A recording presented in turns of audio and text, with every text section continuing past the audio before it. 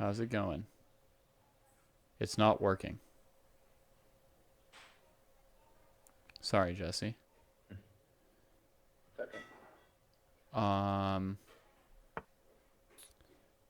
Fixed it again.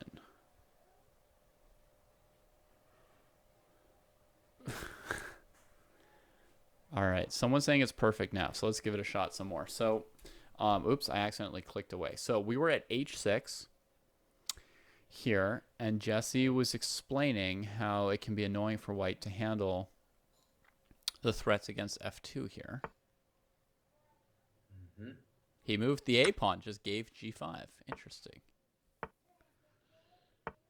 Right, and he's gonna maybe pay for it now. Black just made a great move with G4. Fantastic move. And this is the kind of I was saying about when the opposite color bishops, that it doesn't matter too much about the pawns in D5 and G4. And all of a sudden, this pawn on G4, which used to be on H6, is blocking rook F3. The queen cannot take it because the bishop takes F2 check.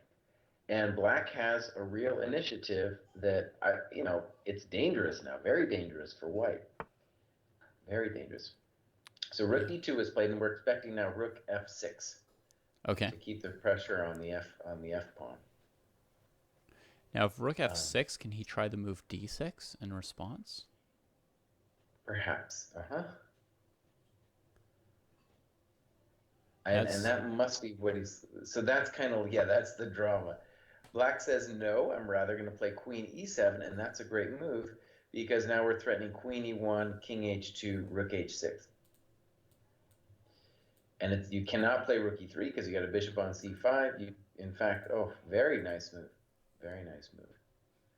Uh-huh. yipes. And so maybe you got to play something weird like king f1. I don't know. Mm-hmm. King f1, then rook h6 looks powerful. King f1, rook h6. E. It's like the end. All of a sudden, it's the end of the world, right? It's looking very dramatic. That's not what he wanted. That's not what Oh. he wanted. That happened so fast, right? Just within a couple of moves. Uh, Yeah. it's funny because White's own G5 at the time, it looked very good, and H6. I assume there was something better that White could have done to face it, but now it's just like, oh man, that looked real strong, and I'm sure White missed this move G4, right? Mm-hmm. Because that pawn is really kind of really messing with him now. Yeah. White plays Rook D1, and Mm-hmm. now of course Rook F6 can be played. Yeah. Maybe there's a chance of Rook F6 and then D6, but I don't believe it. No, it's like Queen E2 or something that's going to happen now. It's kind of like desperation, but I'm sure it's what he's calculating. Right. Because if not on Rook F6, what are you gonna you're gonna yeah you're gonna have to play something weird looking like Rook F1 or something sad, right? Mm-hmm. Okay, so black played Queen E4, Hmm. just holding the G4 pawn, telling white that really he can take his time. He can do anything. Mm-hmm. Also putting pressure on the D5 pawn, allowing him to take it at some point if he wants. Yeah. Another idea, actually, of Queen E4 is that if I play Rook H6 at some point soon, I can threaten actually Queen H7, Mm-hmm. right, with the hammer blow on H1. So that's also an unpleasant That would feature be of fun. Queen E4. That would be fun to do the huge retreat. All right, so white played Queen H4. It looks suspicious. One Very virtue of Queen suspicious. H4, though, is that if Rook H6, at least then the Rook on D8 is hanging. Yeah. By the way, for people wondering, Wesley So and Alexander Shimanov both won against the board fours of the other teams, respectively, while we were struggling with the internet for a moment there. So right, Rook F6 was played, looks natural, and now White has to deal with this nasty threat on F2. And I'll say a dogma here is that the whole beauty of opposite color bishop middle games like this is when you control, you have a dark square bishop in this case. White has nothing to face you on the dark square, so you are up a piece on the dark squares. And white, his bishop is just touching light squares, and as we see, it's like at the moment, it's totally meaningless, right? The light square bishop. It's the only thing that's important here are the dark squares, right? So Yeah. huge grief, huge grief on the dark squares here. Yeah. Very nicely played by Durabia. I can't pronounce his name. Yeah. Durabaili. Bailey. Yep. Queen f4, very Bailey. natural move. Oh, that's rough. And so now even a move like g3 is in the offing after queen f4. Oh yeah, he would not enjoy that moment. Gosh, I wonder if he could have even played it last move and then on queen g3, rook g6. But Well, his queen was sent. oh, that's why his queen was on the 4th rank already. Yeah. Well, now So the rook time is e2. equaling out as well. Jerebuk Oh, had yeah. 2.5 minutes against 1, and now it's like 50 seconds each. And here, do you go into the end game with g3, and then it's just an easy game to play, or do you do what he did and play g6, playing for more? Playing for more.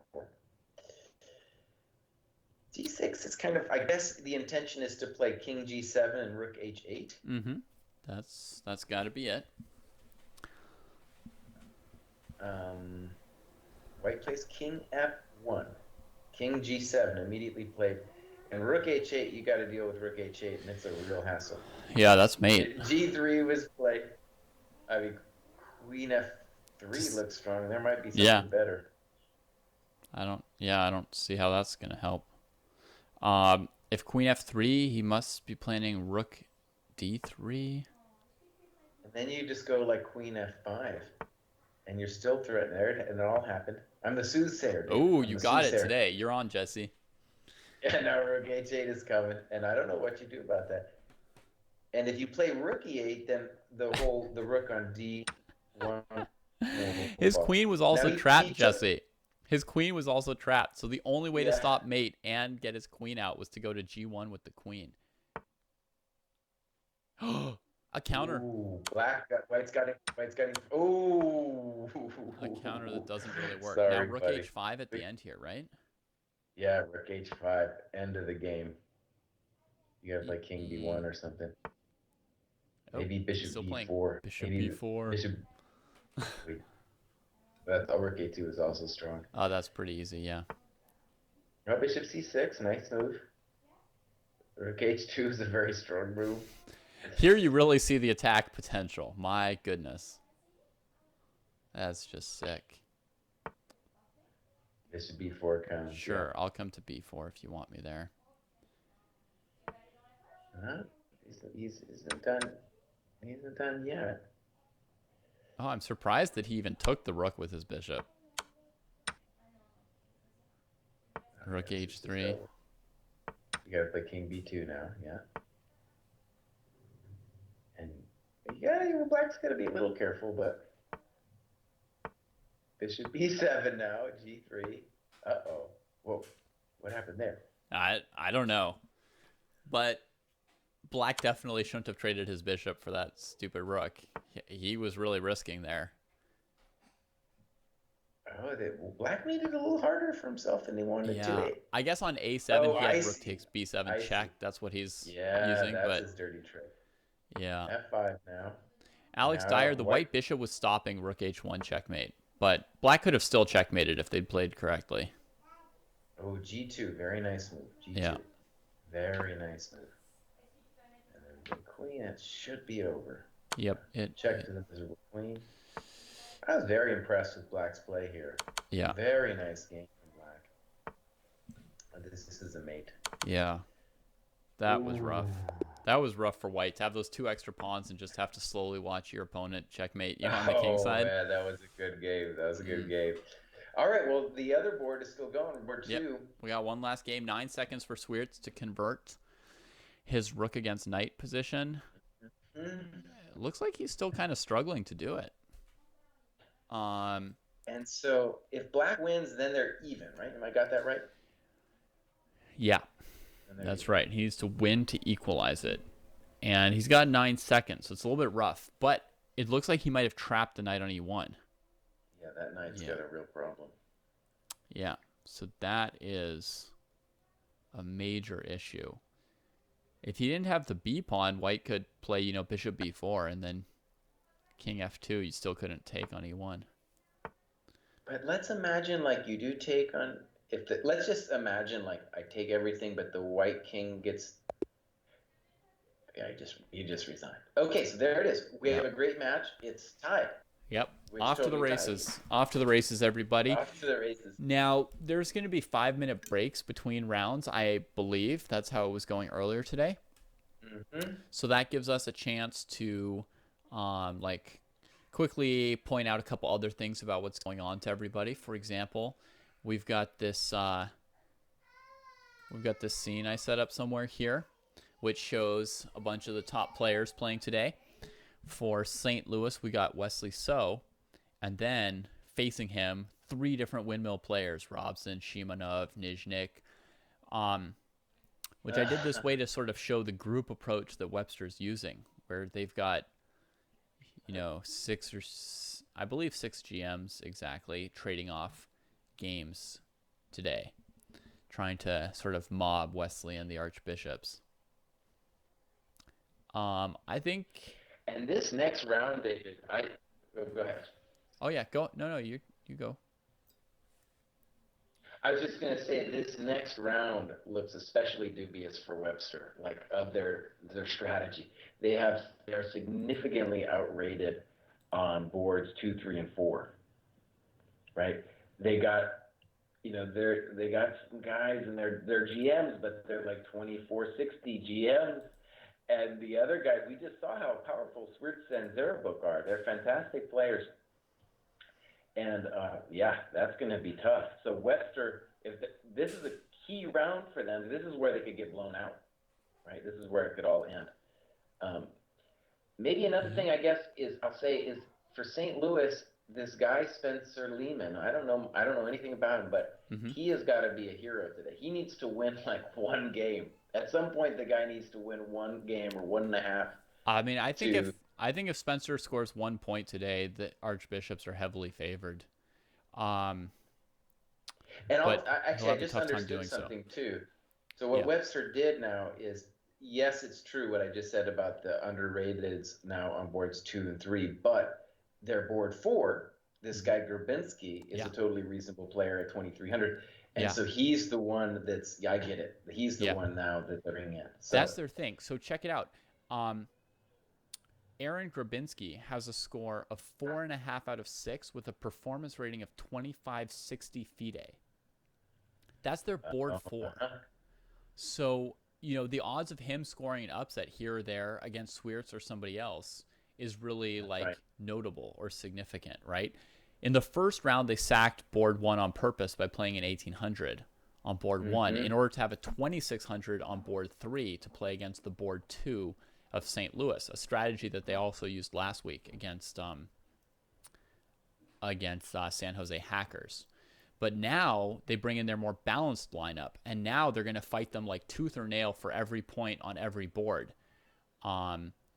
With players like Grabinski, or if we look ahead to round 3, they'll probably bring in Sepetiv Risa Peters.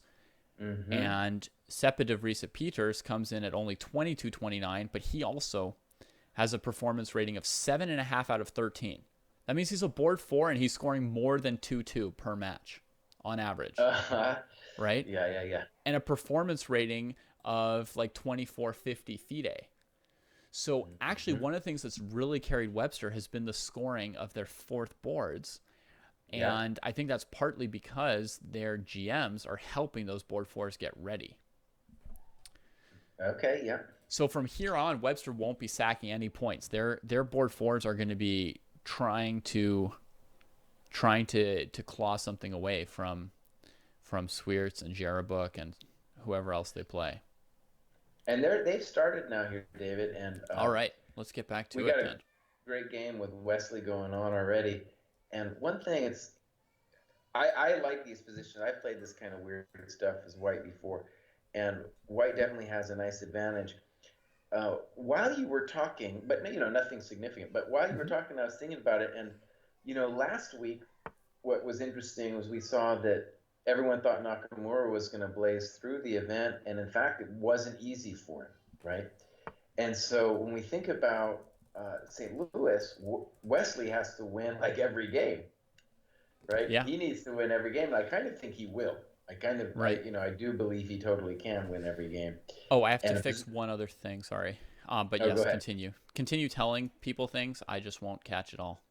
Okay, and a position like this, and also round one, where slightly, let's call it a technical position, is I think what he wants against the lower rated players, where he's not a lot of danger.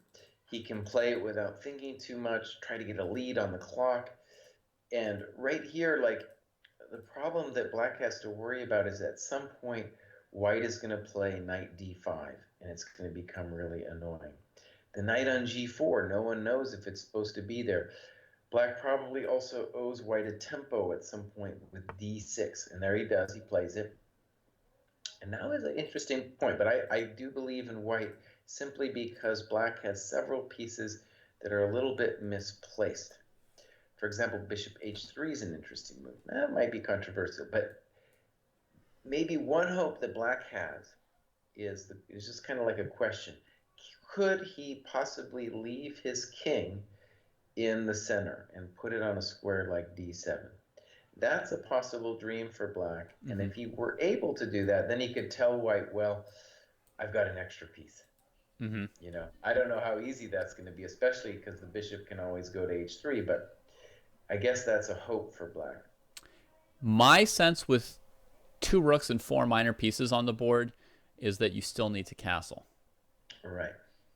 But that probably depends a little bit position by position.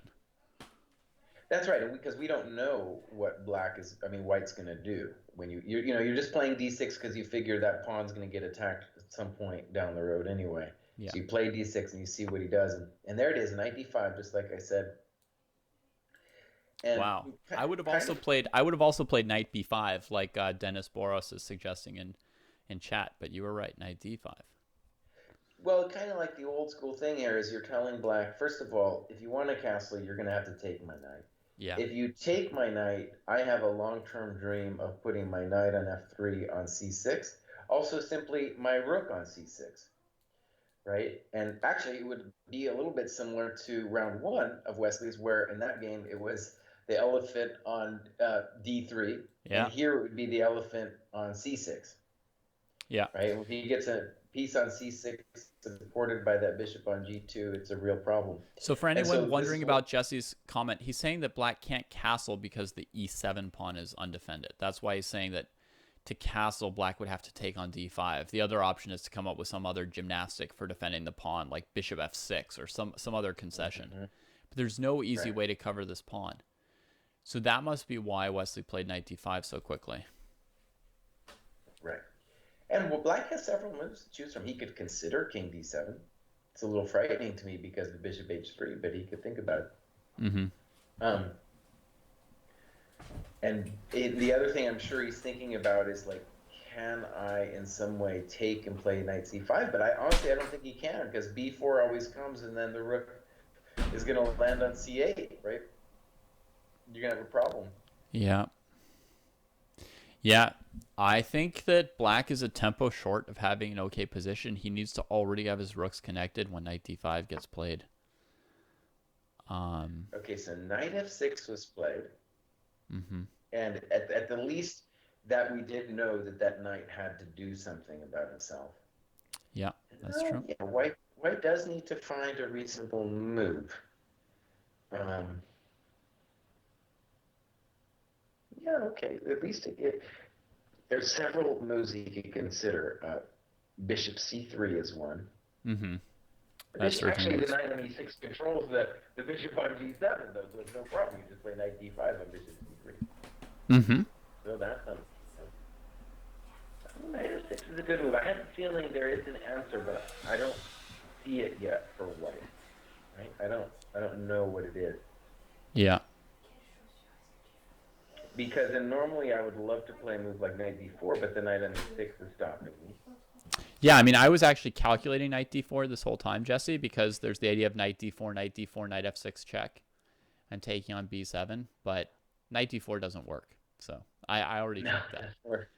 And I was also considering knight to g5, and I was considering pawn to e4.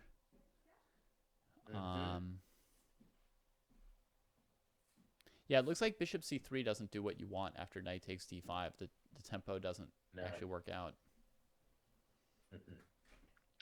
So that knight f6, that's a good move. It's definitely giving practical problems to Wesley. I'm not sure what.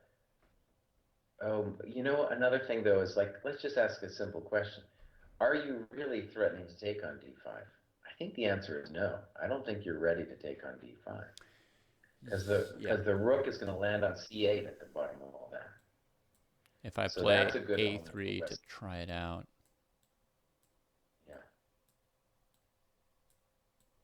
Yeah. Technically you can play like knight d8 here. Or actually the rook's defended, Jesse. You could play king d7 at the end of everything. Oh, and look, you know what Wesley showed us? He's doing the same. He's saying my pawn on d5 is technically defended, and that's why that tactic you just said about the rook being defended on h8, that's why bishop c3, that's the tactic. So the idea of bishop c3 is at the end of everything, my rook lands on c8, and I win. You understand what I say? Yep, I'm playing out exactly what you're saying, Jesse, just so everybody can see it. So he actually does play this bishop c3 move. It's all a little bit tricky to guess how this is going, like where it's headed. Let's imagine bishop c3, knight d5, bishop g7, knight g7, cd. Yeah. Sure. And it's still, black has several moves at that point. I don't think you can't take that pawn on d5, but he has several moves. But what he has to worry about is that thing we were talking about with knight d4, knight c6, goodbye. That's what he has to worry about, right? And it just happened. White's about to play cd, and now a very interesting moment. What does black do? Yeah, I mean, now he can seriously consider king d7. But king d7, knight d4. King d7, knight d4, and that's close to the end, I think. Close to the end, huh? Right? It's so powerful. Just that one square? It's so powerful, knight d4. Okay. Because then the elephant's coming. And bishop h3 is at some point going to come. Right. Yeah, I was... King d7... Yeah. I was thinking in the interests of developing all the black pieces to potentially allow bishop h3, f5, but at least have all your pieces in the game. Right. Oh, yeah, this is... Okay, so king d7 was played. And knight d4 would be the easy move to play. Maybe he'll find even something better. But knight d4 looks very strong. Yeah. Knight d4 to me is like a very classic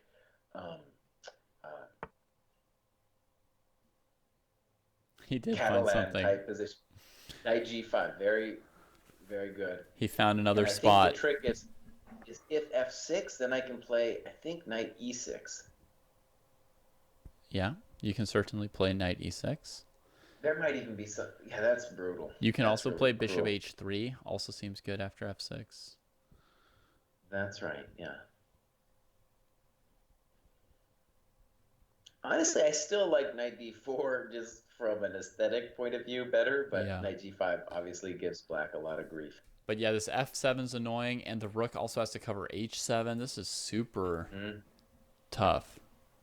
So he does play f6. So now I think bishop h3 is good. But then, okay, then I'll play f5 after bishop h3. With the pawn or the knight? With the pawn, I guess. Okay, so then I think you trade on c8 when the rook can't take back.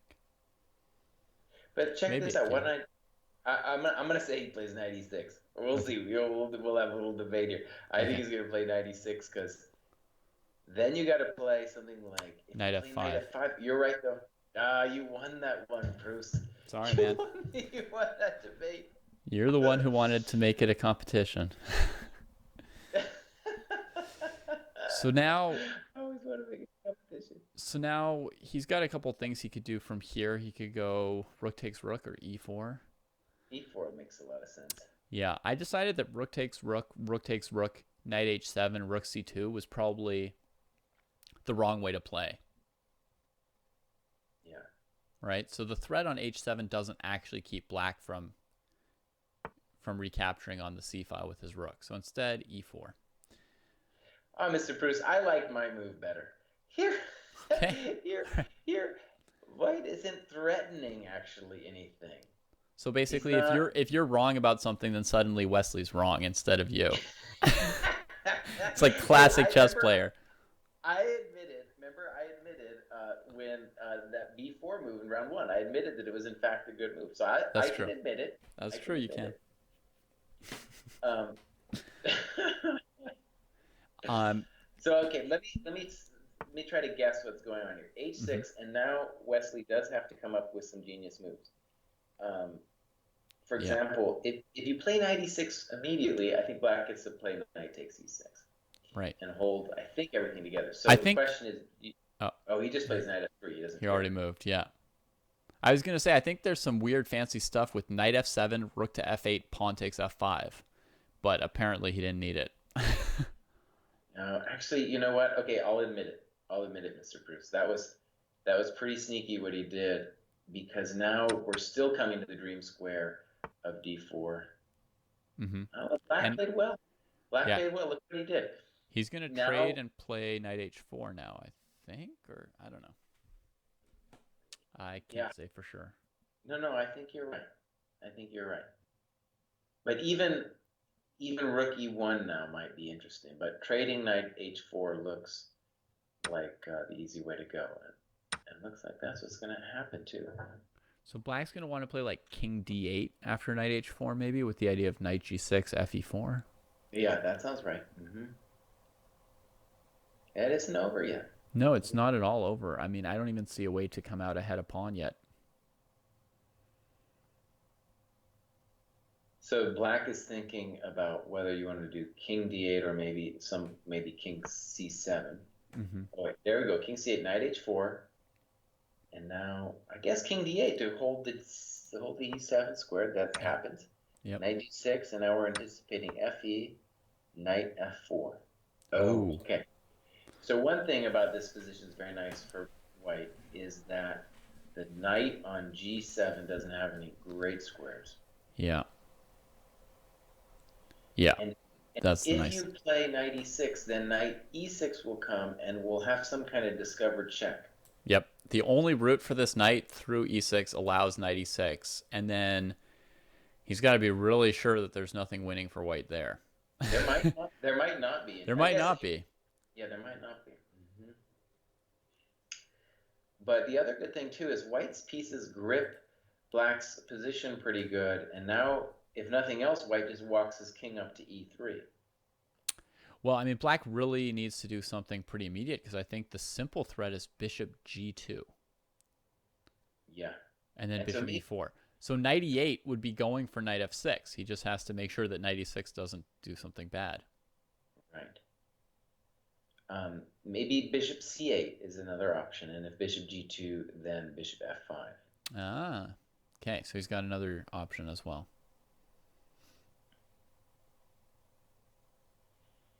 Yeah, you know what's going to happen after this game, David, is Wesley So is going to hold a press conference, and he's going to be like, you know what?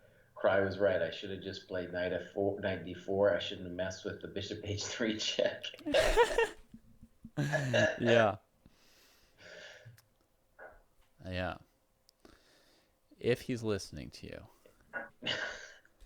It's just his conscience. His conscience is going to say that, you know. Yeah. So I'm going to click on to another game here for just a second, because I didn't even have them all open yet. I happened to click on Ray Robson, and it looks like action. I mean, it looks like, I don't know, a Sicilian gone mad. This is a David Proust kind of position here, man. You tell me what's going on here. One player has probably the better position. Okay.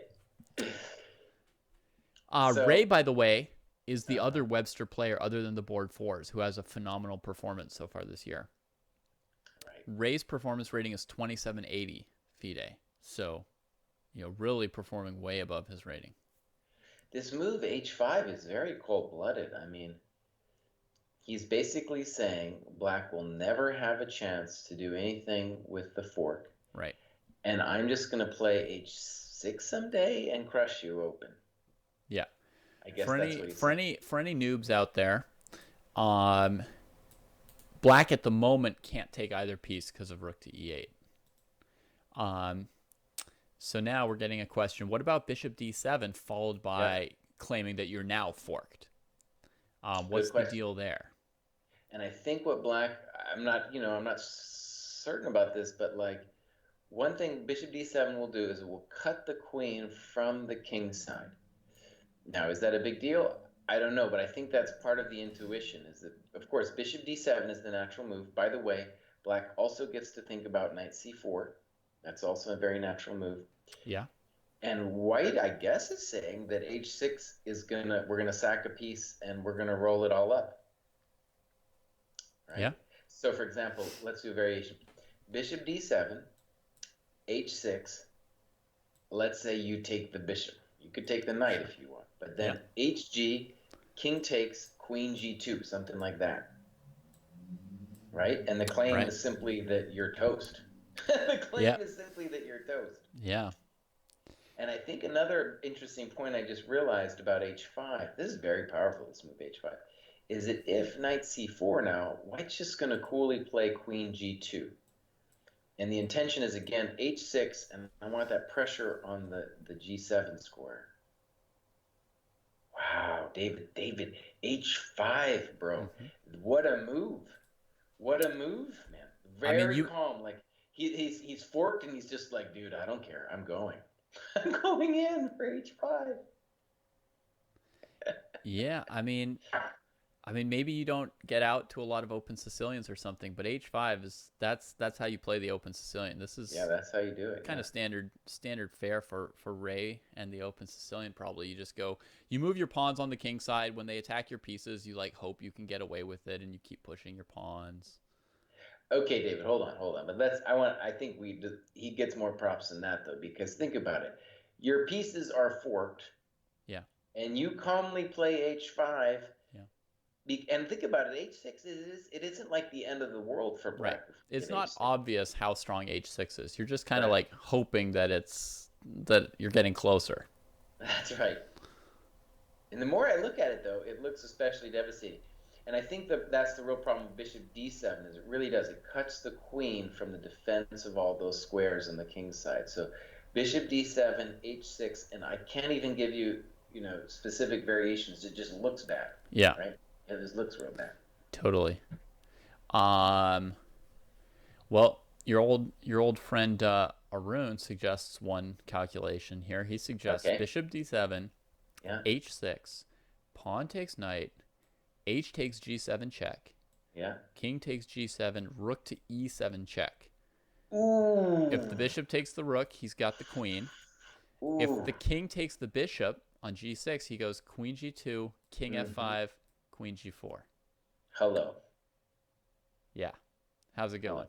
How's it going on f5? That was a good So, variation, Arun. That was really so good, man. Yeah. yeah. Oh, Arun's just enjoying himself on a nice Wednesday night. Yeah. Dude, Wednesdays are my day now. It's like just chess all day long. Yeah, so everyone should know David already covered another division earlier on today. Chess all the time. All right, knight c4 played one of your candidate moves. Now, Mm-hmm. I think your idea of queen g2 makes a lot of sense, seeing as I just, how yeah. g7 is a potential target. Mm-hmm. There might even be Queen H2 might even be a move. Queen H2 might be a move. Hmm. But Hoping to either somehow sack the queen.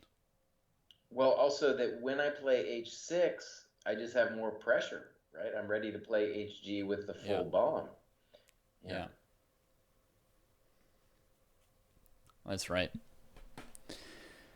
Um, yeah, queen h2 definitely has its pluses as well.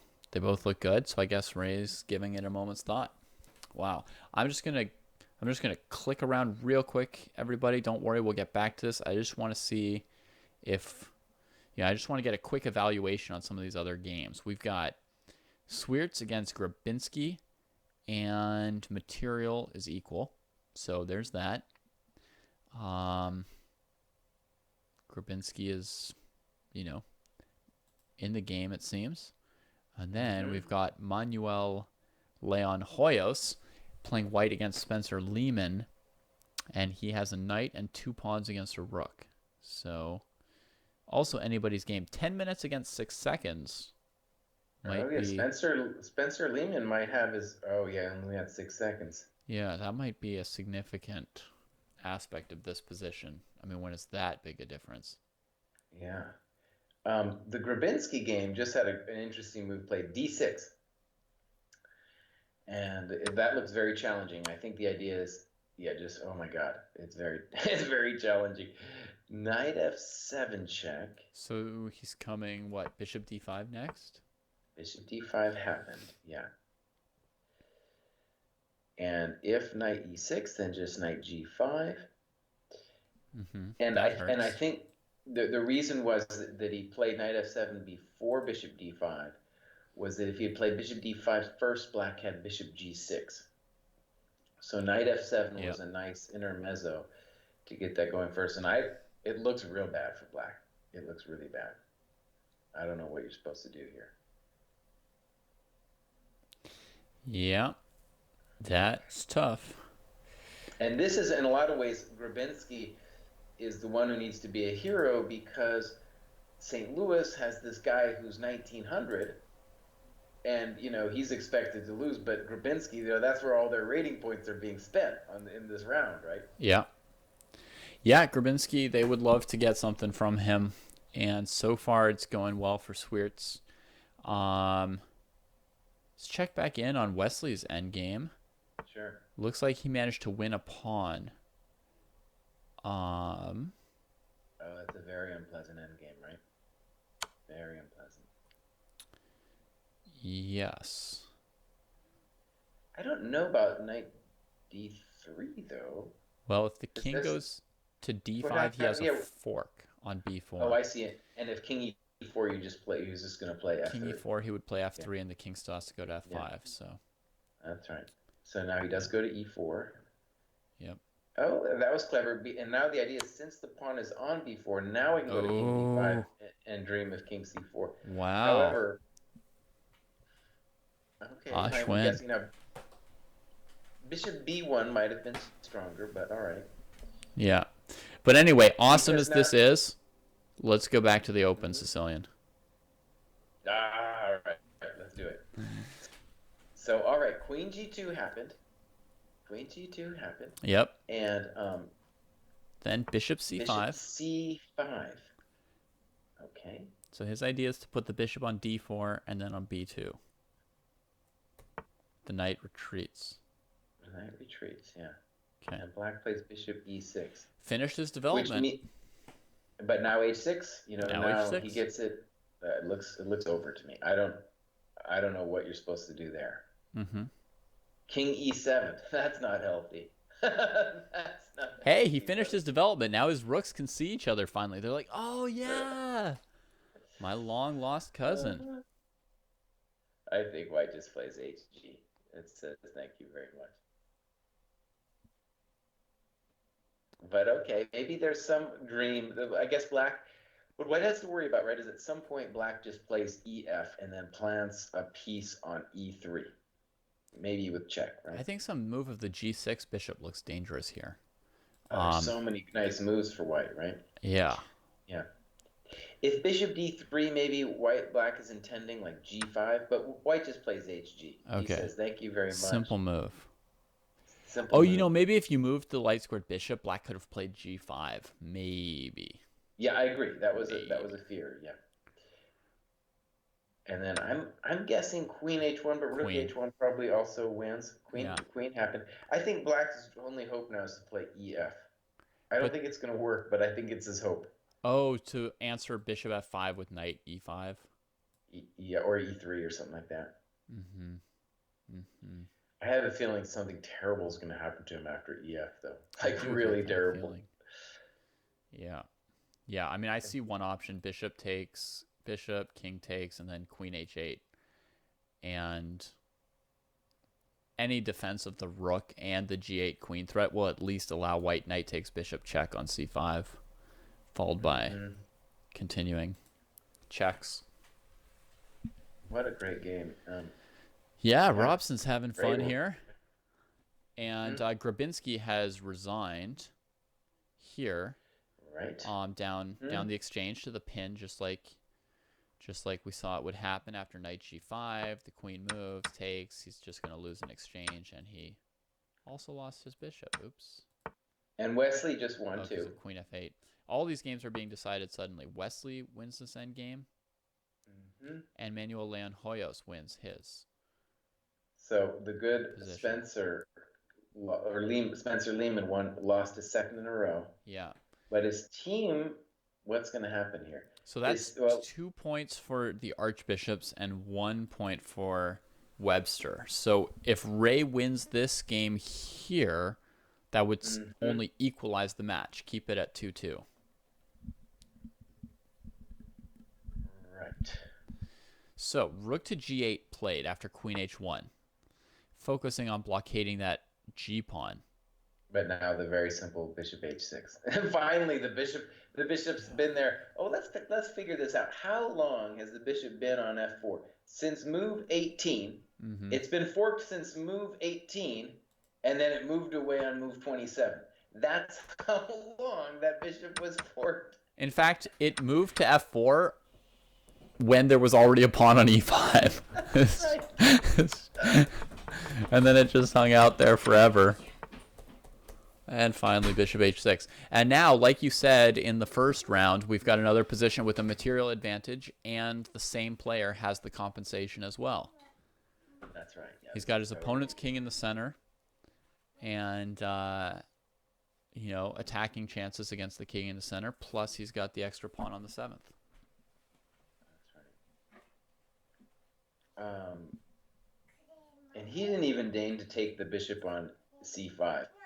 That might have even been easier, but he was like, nah, I don't even need to take It's like, what are you going to do? Move it again? That's right, man. And I guess, the easy move, or the move the white tree is thinking about next for white, is just at some point to play f4. Just play f4, and you're doing great. Yeah, f4 is the simple thing to do. I guess another really pedestrian move is bishop to h7 at some point, Jesse. That's right. It's a very pedestrian move. I mean, it's so boring. It took me 10 minutes to notice it, but you could do that, right? Had that occurred to you yet? Yeah, it did. But that white could I just like take it. Just play. And black, by playing bishop b6, I think the intention is if f4, then bishop e3. So your pedestrian move certainly looks pretty good at that point. Yeah. But bishop e3, king to b1, and then what? Good point. Yeah, I don't know. At least it looks like you're doing something, I guess so. It's like, yeah, we'll see. Then you would take the pawn on f4, I guess, right? Okay. But your move, bishop h7, that's the easy way to go, especially in time pressure. He's trying to find a knockout blow. Also, at some point, queen h4 just looks like a tempting move, right? Because you got all kinds of tactics, and bishop g5 might even be played someday. It seems sad to play bishop h7, right? I'm sure it's a good move, but it just seems sad because the bishop's so beautiful and the rook is so stupid looking, right? I like your idea of queen h4. That's pretty sweet. It doesn't actually do anything specific, I'm afraid. Yeah. One thing, okay, let's talk basics.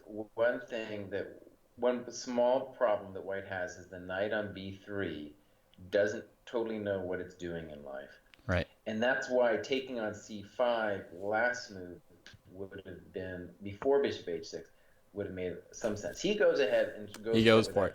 I was just about to say also that another typical open Sicilian move is you just play king b1. Then you don't worry about bishop e3 and you play f4 next, right? And if black plays a5, a4, your knight goes to c1. But after dutiful reflection, Ray just plays f4. He's like, whatever, let's just do this. So I'm assuming the main question now is bishop e3, king b1, and then ef. Mm-hmm. And then white, okay, so it's probably going to happen. Bishop e3, king b1 is forced. He might also play rook e3. Oh, he does play rook e3. Yeah. Oh, because the bishop on g6 controls c2. Yeah. So now just fe, thank you very much. Right. Oh, very sweet. Very sweet. Well played. No f5 here, but fe is playable. And now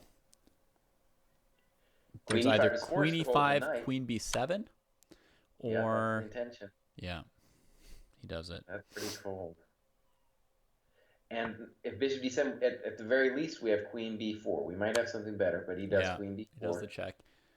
He also had the pedestrian bishop h7 again, but queen. But checking and mating is much better. Queen f8 check is a nice move. Mm-hmm. Ouch. That he doesn't do it. Queen pretty b6. Effective. Oh, but queen b6 is just picking up the knight. Mm-hmm. We're just picking up the knight on e3. Yeah. Or we can maybe play knight c5 too. He's got a choice of buffets. He might take the pawn on a6 first, and then he can always come back and take the knight next move. Knight's not going anywhere. So this one here looks like Ray's wrapping it up nicely. I'm going to say I've watched a lot of very nice blitz games on the Pro Chess League, but I'm going to say this game was my favorite so far by Ray. I'm going to give this just my personal favorite with the h5, h6, real calm, leaving that bishop there forever. I realize I'm not the judge who gets to decide who is the best game, but I really like that one. Okay. I really like that one a lot.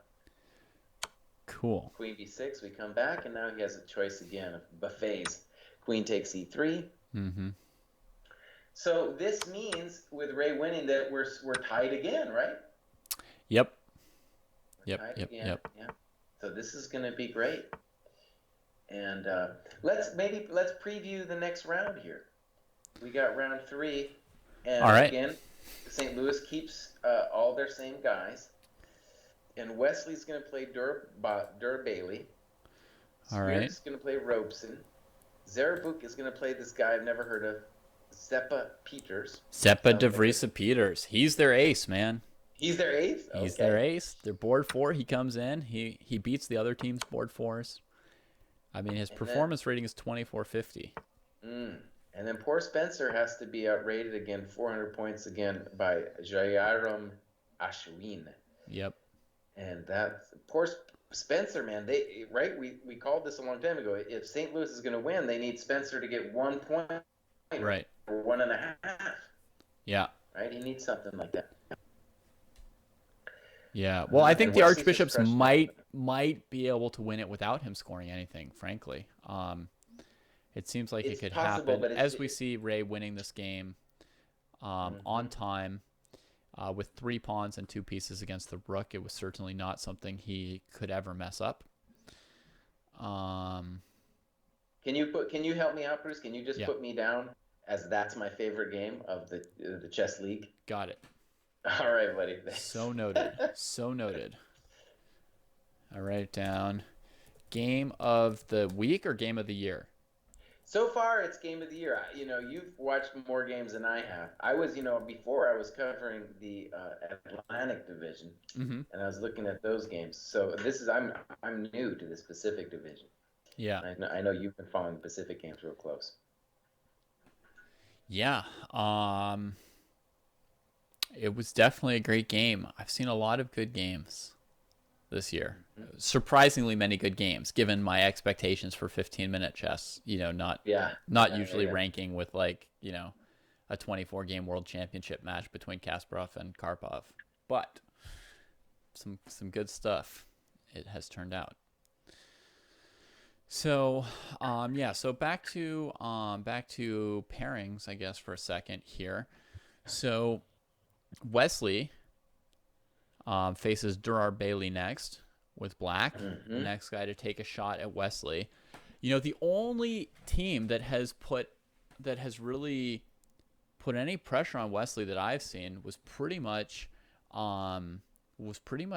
San Diego Surfers. this collection of Mm-hmm. like young IMs Right, right. with Kachian. Has really put a scare into Wesley a couple times, but these 2600 GMs doesn't seem to threaten him much. We'll see Yeah, if he's one of these like Webster guys can take one off him. it seems to me, Wesley is I would call him a classical player. I don't know if you feel that way about him, but like he likes the simple technical positions. His opening prep is fantastic. He's able to grind you down. Mm-hmm. Very tough to beat. Very Yeah, tough to beat. Very intuitive, and you need to be intuitive if you're playing this blitz stuff here. yeah. That Tell me said, about this. the Go only ahead. time the only time the Archbishops have lost this season was against Webster. This is this is the Right. team that beat them once this season. So Tell me about yeah. this guy, Seppa Peters. Why is he the ace? So here's the crazy thing. Like a lot of teams, they're and you might have seen this a bit in the Atlantic. A lot of teams, if they have a free agent, it's like they've hired, Nakamura or Caruana or someone like that, right? Right. To Hmm. play for them, or Lanier Dominguez for the champions, right? But Webster has so many GMs that what they did is they hired this guy Sepa Devrisa Peters. They scouted a foreign agent 2200 who would be good at rapid chess, Jesse, so that they could play all their collection of GMs, because it's like Webster College. They've already got so many GMs. They don't need to hire GMs, Right. right? But they needed like a 2200 who could blitz. Right. So they found this guy, and now they're playing, all this like stack of GMs with him, and he's just scored really well. I don't know how much more to Hmm. say about it. I mean, last week um, in their match against the Hackers deliberately played a more balanced lineup to put like a 2300 FIDE player in the lineup on Uh-huh. board 4 against him in the last round. Yeah. He had the guy dead in about 10 moves, and just like destroyed him. And then San Jose had also played 2 GMs instead of 3 just to try and beat Sepa Devrisa, but no dice. Right. Wesley just started, and he's facing a Ponziani. I think we call it Ponziani of some kind against Durar Bailey. Yep, I that's wish I that's could a pronounce that Ponzi. guy's name right, but I cannot. Yeah. And Queen A4 has just been played. Yep, that's F6. the normal move. Queen A4 and Oh my Bishop God, it's B5. getting very spicy right away. Yeah. 97. Wesley's handling it pretty calmly. I think the queen has to come to D5 here. And now white wants to play Yeah, D4 that's gonna quickly. happen. Black will probably be able to play E4 and survive it. Maybe he should castle queenside. I mean, I assume this is all theory, but Wesley's thinking about it a little bit here. I Mm-hmm. guess this is a good opening choice, right? This is a good opening choice, just to know a little bit more than Wesley in one of these positions, because you don't want to face him in some traditional position, right? You want to get something a little bit wacky. Yeah, and this is the thing that the Webster players can do, right? Since they're playing less games, they can each prepare a couple special tricks. Right. Put a little bit more time and effort into it. Now, my good friend Spencer, he loves this F3 move. He did it. We've seen him do it in his other white game. He's just pulled it out against this guy's Ashwin's Nimzo. And this actually, if I don't know if you remember this, Dave, but there was an amazing game in the Carlson Anand 2013 match. And in that game, actually, Carlson played ED after CD. Um, but here, Ashwin plays knight d5, so we're not going to see that Mm-hmm. position. If I was the coach of St. Louis, I'd be like, Spencer, bro, listen to me. Do not play this F3 stuff. I want you to develop your pieces. Mm-hmm. That's what I would tell him, because these guys Yeah. are going to whack him if he tries to play like fancy Something chess. a little too fancy. Yeah, a little too fancy. I need you to develop your stuff. Yeah. I need you to develop your guys. And F5 is a tasty move there, just preventing E4 and asking white what he wants to do. Yeah, my impression was that after knight takes d5, it's more common for white to play either queen d3 or queen d2. So D takes C5 I'm not as familiar with. I mean, he played it so fast, I assume he had seen it before. And it makes some Oh, sense, right? yep. Well, it makes some sense. Someone just reminded me to scroll the round pairings. There we go. Round 3. Thank you very much, Okay. sir. Um, in that White's dream, right? He's down in development, but his big fancy dream is that his dark square bishop will end up dominating everything, Mm-hmm. right? Even if he loses a pawn or something. But it's so abstract. That's why I'd be like, Spencer, come on, buddy. Yeah. That's too abstract. You need to focus on your development. And right away, White has to come up with a good move here. Queen d2, c4, bishop d2. One of these moves he's got to do. Yep.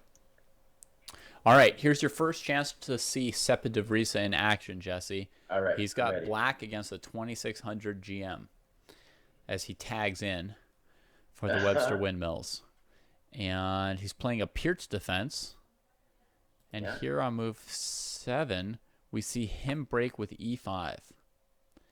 Got to be the right move. Yeah, I think that's all the theory stuff, right? So now White advances with f5, kind of committal on the king side, and he just goes after d3. Okay. I like this position for White. I mean, I think this is all theory of this Austrian attack stuff. Mm-hmm. But it's not such a big thing that we lost our bad bishop on d3, and we're going to have some pressure with the f file. Now, Sepa calmly plays c6, calmly, and says, your knight on c3 is bad, and I don't care about all of your demonstrations on the king side. White plays king h1. That makes a lot of sense to me. And I think we should note that if Black ever plays gf, that'll probably be a mistake due to a move like knight h4. Yeah, knight h4 looks like at some... In fact, gf also knight e5. So either one of those moves are going to be a deal. I don't think you want to play gf. But the problem for Black, let's say the problem for Black, is that his bishop on c8 doesn't have a great square to move to. Yeah. Right? Doesn't have a great square to move to. And you don't, it's this pressure with the f-pawn. It's a little bit cloudy, like exactly what White is doing, but it at the very least, it's annoying the bishop on c8 and extending the scope of the rook on f1. Yeah. If I was White, I think I'm mostly dreaming about getting my knight on c3 to do something. Yeah, that would be nice right. if he would contribute something. Hey, you better do something. Now h6 is played, and now White has a choice, I guess, between bishop h4 and he could just play bishop h4 right away. Yeah. Someone's asking why isn't e5 hanging. So I'll just say that before White played king h1, e5 was not hanging because of knight takes e5, queen d4 check. Right. Like completely not hanging. So king h1 by White introduced the possibility of maybe taking on e5, and that's why you saw Jesse say that if g takes f5, maybe instead of knight h4, White might even play knight takes e5. So once king h1 was played, I think knight takes e5 was on the table, and so now we see Black kind of reacting with h6, and he's figuring out how he's going to handle this potential threat of knight e5. I mean, there's other pawns hanging, so b2, f5. Mm-hmm. Sepa tries to be dynamic about it here with queen b6. Mm-hmm. And at the very least, it's a dynamic attempt here to deal with his problems. But White just says, no, I'm going to take your pawn now on e5. Thank you very much. Mm-hmm. I am just going to take it. Yeah, I mean, g6 is dangling now, so... wow, he just takes b2. This guy's fast. This guy Sepa's fast. Really what? Yeah, he's not agonizing about what the GM is up to. He's just like, do my thing. Yeah. So now knight e4 maybe? One good thing I just want to say, at the very least, knight c3 is blocking the queen. It's blocking the queen. So the knight on c3 is technically doing something. It's now found a job. A precarious job. I think knight e4 is going to be really scary for Black. If nothing else, I can play knight e4 and get my knight on c3 into the game, and we're going to land on f6. Right. Black says no to that, plays g5, and I think White is just clearly better now after a move like bishop g3. There might be something else besides bishop g3, but bishop g3... Something like knight c4. And that's exactly what happens. Yeah. I think Seppa's in big trouble, Yeah. and it's so much to do about the bishop on c8. Yeah. And now bishop g3 will threaten a big time octopus on d6. I guess Yep. rook d8 is going to be forced. Oh, this is why you don't play the perk, bro, right? Like this is like Yeah. the bad news about this. This is The one of poor the bishop. reasons I don't play the perk. White needs to find one good move. He instantly blitzes off e5. And Wow. it's a Yeah. very strong, very strong. And now look at that. My sad knight on c3. Where's it going? It's going to e4, buddy. That's where it's going. Ooh, that's a powerful knight. Well, wow. This is actually brutality. This is not This going is to be. This brutality. is not going to be one of De Vriesa Peters's storied upsets. Okay, now White has a choice. He could play it calm with just playing knight d5 and knight d6, or he can go brutal styles with knight e4. Yeah. Both look pretty good. So tempting. So tempting. The thing about brutal styles is maybe if you play knight e4, Seppa might strike back with b5 and Mm-hmm. say your knight on c4 has to move, and at least I'd play knight e3. But even if White had to sacrifice the exchange, we still gotta believe in Yeah. position. Dude, Knight my e4. my favorite thing, and he does have Queen H5 hitting F7. My Yeah, favorite thing in a position like this would be to like lose an exchange, yeah, that's and right. That's right. they trade off their only good piece that night, and they're like playing weird moves that weaken the C file. And Uh-huh. I think after Queen H5, White's winning in that line probably. God, White That's played just a pure great, man. instinct, but Yeah, well, he White played went for knight great. E4, your brutal style, so he's not worried about B5. Surprise, surprise. Right? It's like b5. Let's invite the knight into Yeah, this like dominant square. please But come if you in. don't do b5, what are you supposed to do, right? What are you supposed to do here? Queen h5 is coming. I don't e6 know. is coming. f6 is coming. Knight Queen d6. F8, Bishop D7. Something like that. Rally the wagons over there. Then Bishop to E8. Uh-huh. Yeah. Oh, Oh, it's so brutal. oh yeah, So brutal. it's good. All right, let's see what Wesley's up to. This Sure. famous player handling his unusual opening here. What on earth just happened? Very spicy. Rook C8 threatening the bishop. Knight to G5 allowing pawn takes bishop. Then there's something to calculate for sure. Well, White could just play CB if he wants to Right. after AB, right? Presumably that's actually the only move that doesn't lose a piece, right? And regardless of whatever we think is going on here, this is exactly what Durabali wanted, right? Because we've got complete madness on the board, and Wesley is uncastled, and at the very least, it's a hard position to play. Right? This is not an easy position to play here for Black. Yeah. Very frightening. Yeah, it's true. Black doesn't have a knockout and doesn't have a way to get his bishop on F8 out of the way just yet. I would much rather be White here, right? This is a position where everybody, I think, would rather be White. That's just nice. Ooh. I would Maybe he expect missed Queen that. G6. You think maybe he missed this move? So he plays Queen G4. Interesting. Ah, okay. And so now we are threatening AB. Right. Oh, But and maybe that might be a real problem. If you play Bishop C6, you will be met with Bishop takes C6 and a problem on G2, my friend. yep. Ouch. Yep. So White plays H3, but now I'm guessing AB Right. after Now H3. AB can be played, seemingly winning a piece. Oh, we were just, oh my God, yeah. We just thank you for the piece. I Thank think you for the piece. Vasif did that on purpose, Jesse. He played Queen B5 so fast. It was like he wasn't shocked. Well, honestly, my guess is he's just lost. He has a little bit of compensation, but it Mm-hmm. looks like he's just lost to me. Yeah, I guess he had no way out for his bishop at that point with A6. I mean, it was trapped. Queen G4 on F3 or H3. Black takes.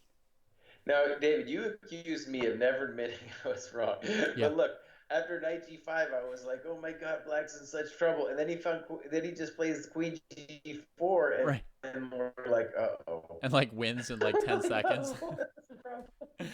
You're like, anyone would want to be White. I Yeah. I did say that. Yeah. Um, White needs to come up with something weird here. I don't know. Maybe G4 just to knock the queen off of the bishop on D7. Because you're going to sack more. I don't know. You need to do something. Knight D4 is coming pretty soon if you're not careful. Okay. Well, I was thinking that I would just play bishop e3 if I was white. Sure, just sure. Bishop just E3. develop something. I don't know. And obviously, maybe you just take on B7 and say, I don't know what I'm doing. I'll just take some more pawns. Just take a pawn. Don't have anything better to do. I mean, it's black who needs to play like knight g6, bishop d6, castle, and then I can resign, right? So, so what am I Yeah. gonna do about that? So, yeah, even though this looks very frightening and lost, it's Maybe not queen over. It's b7. not over yet. Yeah, just queen B7, right? Yeah, because queen b7 lets me answer knight g6 with knight b5 and stop that bishop d6 move that would make me resign. That's right. Yeah. Can I show? Let me show you a fun variation. So Show me. queen B7, Yep. and it did happen. Yep. Knight G6, Yep. knight B5, Yeah. bishop E7, Okay. queen takes C8, bishop C8. Oh, knight C7 is not mate. Sorry. Ah, close. I wanted I was like, huh, something. what's he getting at here? I thought I was going to be a genius. All right, Black just Wesley plays played knight knight D4. d4. He's trying to end it. And bishop C6 is coming next if we're not careful. That's Right. one of the reasons I kind of wanted to put G4 out there earlier. Knight D4 there's a big question mark there with bishop C6 coming next. Mm-hmm. I don't see anything better to do than bishop e3 at first. Bishop e3 might lose even more material to knight c2. Could be another Well, problem. but bishop E3, bishop C6, isn't it going to end? How does bishop c6 end the game? Well, okay, where you guess you got to put your queen somewhere, right? Yeah, let's say a7 maybe. Oh, then rook to a8 is part of what you're thinking, huh? Yeah, something terrible is going Well, to I'm happen. still on c7, so I don't lose to that yet. Okay. Yeah. It's true. Maybe white can hold it together. And honestly, like you do have to develop, right? You better develop your stuff. Um, but bishop c6, man, oh man, that looks like things are happening on the light squares. Yeah. But it's true. Black has two pieces that aren't working yet: the bishop on f8, the rook on h8. And if he goes for like the attack with bishop c6, white can tell himself, well, it looks kind of scary, but you've got those pieces that aren't working. White plays knight b5 instead, Okay. and that's kind of annoying, but black can just take it with either the bishop or the knight now. Yeah. Bishop takes looks very simple. Why is bishop take so good? What's coming next? Well, I get to keep my knight on d4, Mm-hmm. and it's white still has compensation, but at least there's no big threat, and I'm trading off stuff, right? He plays bishop c6, Yeah. allowing knight c7, saying, Yep. I don't care about anything. Right. Was that wrong? I don't know. I mean, knight c7. If king d8, white can play knight e6 check, right? That's why That's right. That's That's why right. you were a little expecting that he would take on b5. So after knight e6, He, seems but okay. but knight c7 and then king d7. King I guess is d7. the point, right? Right. Ooh, bishop c6, very bold, just saying no. I don't even care about knight c7. Yeah. Oh, that was cruel. Yeah. Not sure what he would do after knight c7, king d7. Looks like he would just drop his piece. So maybe white plays just queen a6. Mm-hmm.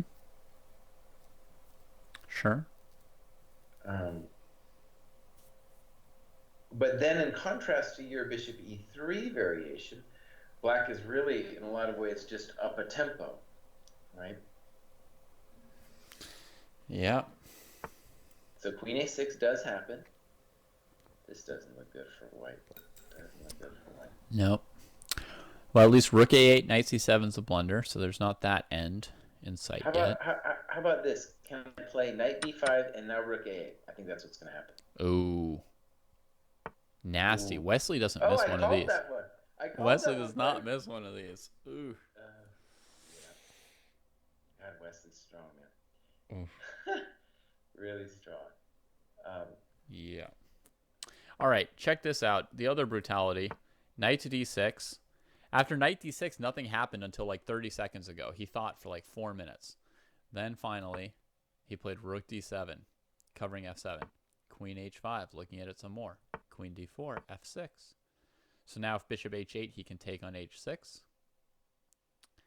So he went to f7, and now e6. And that was a short one. Yeah. Okay, g4 is played, so Vasif struggles on for another move, but I'm sort of assuming the queen has somewhere she can go to win the game, right? That should do it. Where's she headed? Queen back to g6 now. So cold. So cold. Yeah. These guys really are on another level, man. I mean, they're just playing another level. Oh, he can just resign. Yeah. All right, so let's look at some of the other key games. Yeah. Here. So we've got Robson against Sweerts, which I'm going to pull up briefly. And then we're going to move to the other game. But this game here, we see equal material for the moment. And I think that this is going to be sort of the more long drawn out game. The last game to finish this round will be this one. And it's also kind of the closest matchup. So it's the game that could really go either way. And Webster really needs Ray to win this game, in my opinion. I like black here. I like black's position quite a bit. I mean, all right. Duray Bailey just did resign after Queen G6. So that's in the book. So that's already 2 points for St. Louis. So they're up 6-4. They need these last 2 points this round to keep it close. Webster does. Robson just played knight h5, which is a little surprising to me. I was anticipating maybe h5, but knight h5. I think what the claim is, what Robson's claiming. Sweerts is black. Oh, excuse me. Right. Yeah. Sweerts is claiming that his bishop is just going to be better than that silly knight on d2. How true is it? Well, we're going to find out. Okay, Robson takes they come on h5, off. and now he needs a good move. f3 makes a lot of sense. So this will be a pretty close battle here between the bishop and the space and the pawn structure on the queen side that's hurt a little bit. And we'll get back to this. Okay. But we have Spencer Lehman playing white against Jairam Ashwin. Who's and also go ahead. Well, I was just going to say, as predicted, he hasn't castled yet, right? Poor Spencer needs to castle. Yeah. It looks bad. It looks real bad here. He does castle, and now black can play queen c5, which he does. This is our DC Nimzo. That's right. We can actually catch up on the moves pretty easily because it's gone pretty fast. After f5, queen c2 to play e4. And he manages to avoid the queen h4 check stuff, but when he chooses to play e5 himself here, that might be an ambitious move. Well, this Spencer, he's very ambitious. He's a very ambitious guy. Yeah. Now, one thing about this position for Spencer that it doesn't look good for him, but the hope that he has is that the bishop on c8 is lame. His last move, bishop b2, I do not believe in that move, buddy, because you're giving up the e3 square. you're letting the octopus drop. And black doesn't have to do it right now. He can wait a move. Mm-hmm. But, that does not look good with bishop b2. No, it looks pretty worrisome. I mean, knight e3 might be a pretty good move right away because Right. I'm assuming tactically he's planning to then play queen f2. Right? And then black could play knight e5, and the knight on f3 can't take. Oh, Right? So the knight on e5 threatens knight takes d3. It oh. threatens knight over to g4. Mm-hmm. So I think knight e3 immediately might be pretty good. And I'm guessing Spencer, he's got 17 seconds left, and he just didn't see that 93 was available. And can I just say something? I played a lot of Nimzo businesses. 93 was played. And people who, want to be abstract and play for the beautiful bishop, the dark square bishop, this is what often happens to you. You get a bishop and it's on b2, and it's the ugliest piece you've ever seen. You're like, it's unopposed. Right? There's no black bishop to counter him. That's right. Yeah. That's right. Well, Spencer realized what was happening, so when 93 came, he didn't even mess around with queen f2 95. He figured his chance, practically speaking, is to keep the pawn on e5 and keep the black bishop on c8, but it'll be on b7 in a jiffy, and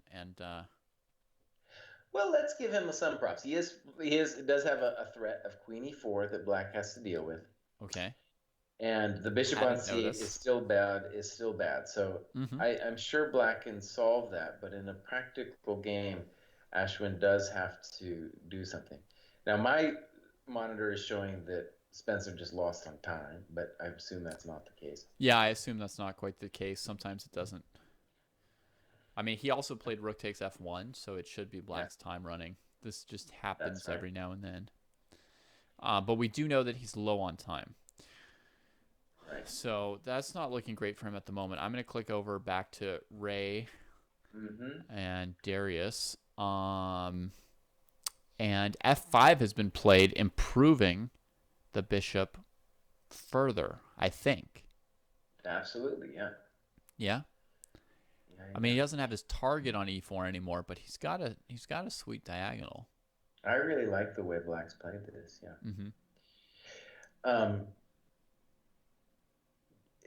It's funny too, like, you'd like to believe if you're white that those pawns are weak on the queen side, right? But it's a little bit hard to see, and because they're all in dark squares and black has the light square bishop, it's like really hard to get at them. Yeah, you can't approach. They might be hard to defend if you got to them. Black might have trouble defending them, but you can't even get there to threaten them. And I'm guessing, like, if Ray plays a move like f3 now, black's going to play queen c2, and that's going to be annoying. And he goes out for the full-on endgame. And so, my sense is black's a little bit better here. Maybe nothing too special, but I would say black's a little bit better. Well, I think if they traded rooks, white would be in pretty good shape. So, if I'm right about that, black has to watch out for rook e7. Yeah, if black and so king f7, king f7 is the very natural move. Yeah, if black doesn't want to play rook e8 or rook f7 in response. And I think a thing I agree with you is black doesn't want to trade the rooks. He wants the Fischer endgame with the rook and bishop against rook and knight. And so king f7, rook e3, a5. Good. And then if he plays a4, he gets the weakness on b3. If not, and there it goes, a5. So you predicted that. And yes, this is an annoying endgame here for white. White is not lost by any means. And maybe he should just hunker down now with a4. Play a4 and then follow it up with a measly move like f3 and king f2. Because if black plays a4, you also have a weakness. But at least if you play a4, black has the a5 weakness himself. So you each have one. Right. And that's what Ray does. Ray cannot lose this game. That would be a huge deal, right? If Ray lost this game, would be in huge trouble. That would be the end. The end. Yeah, you heard it, people. Mr. Bruce just said it was the end. Now, the challenge here for black is he needs to create another weakness, right? Like, the b3 weakness is not enough because it's too hard to get to. You need a weakness, and you need some way to get the rook on f8 into the game, right? So maybe g5, and that's what he does. I called that one. Yeah. Yeah, that's what I expect too. I would say in terms of match strategy, Darius should prioritize getting a draw over trying to win. Okay. I mean, I'm not all about the draw, but if he gets a draw, then St. Louis pulls ahead by half a point, and they have draw odds. They're the team that advances if the match goes 8-8. So they would go Mm-hmm. into the last round with 6.5 points. I feel like if he can even get half a point, he can be really happy. So I wouldn't take any risks here. I'm not saying he should, stop playing good moves because he doesn't want to win or something. I mean, winning would pretty much seal it, but I think you really want to minimize the risks you take right now. Now, the listeners should know that to hear David Bruce talk this way, it is a very rare thing when you hear David Bruce talking about not taking risks. So that's interesting. Yeah. Um, a rookie eight was played, which might just be confirming what you're saying. And I don't like rookie eight at all. In fact, White just played King F2. If I was black here, I'd play Rook G8. I'm pretty sure I'd play Rook G8 because I Yeah. do not want to exchange those rooks. Yeah. Because if you exchange, you actually give White, you know, why is he worse after the exchange, right? Well, he's absolutely not worse after the exchange. Right? And maybe even like G4 and do a little dance with my knight. But if he's Yeah. afraid of a plan of knight b1 to c3 to b5, then maybe he wants rooks off the board so that he doesn't have to worry about bishop takes b5, a takes b5. But That knight is going to do all kinds of dances, though, right? He's going to have more than one dance to do. yeah, So Ray's maybe making a small comeback here. Rook e8 followed by king e3 is a natural move. There's other moves too.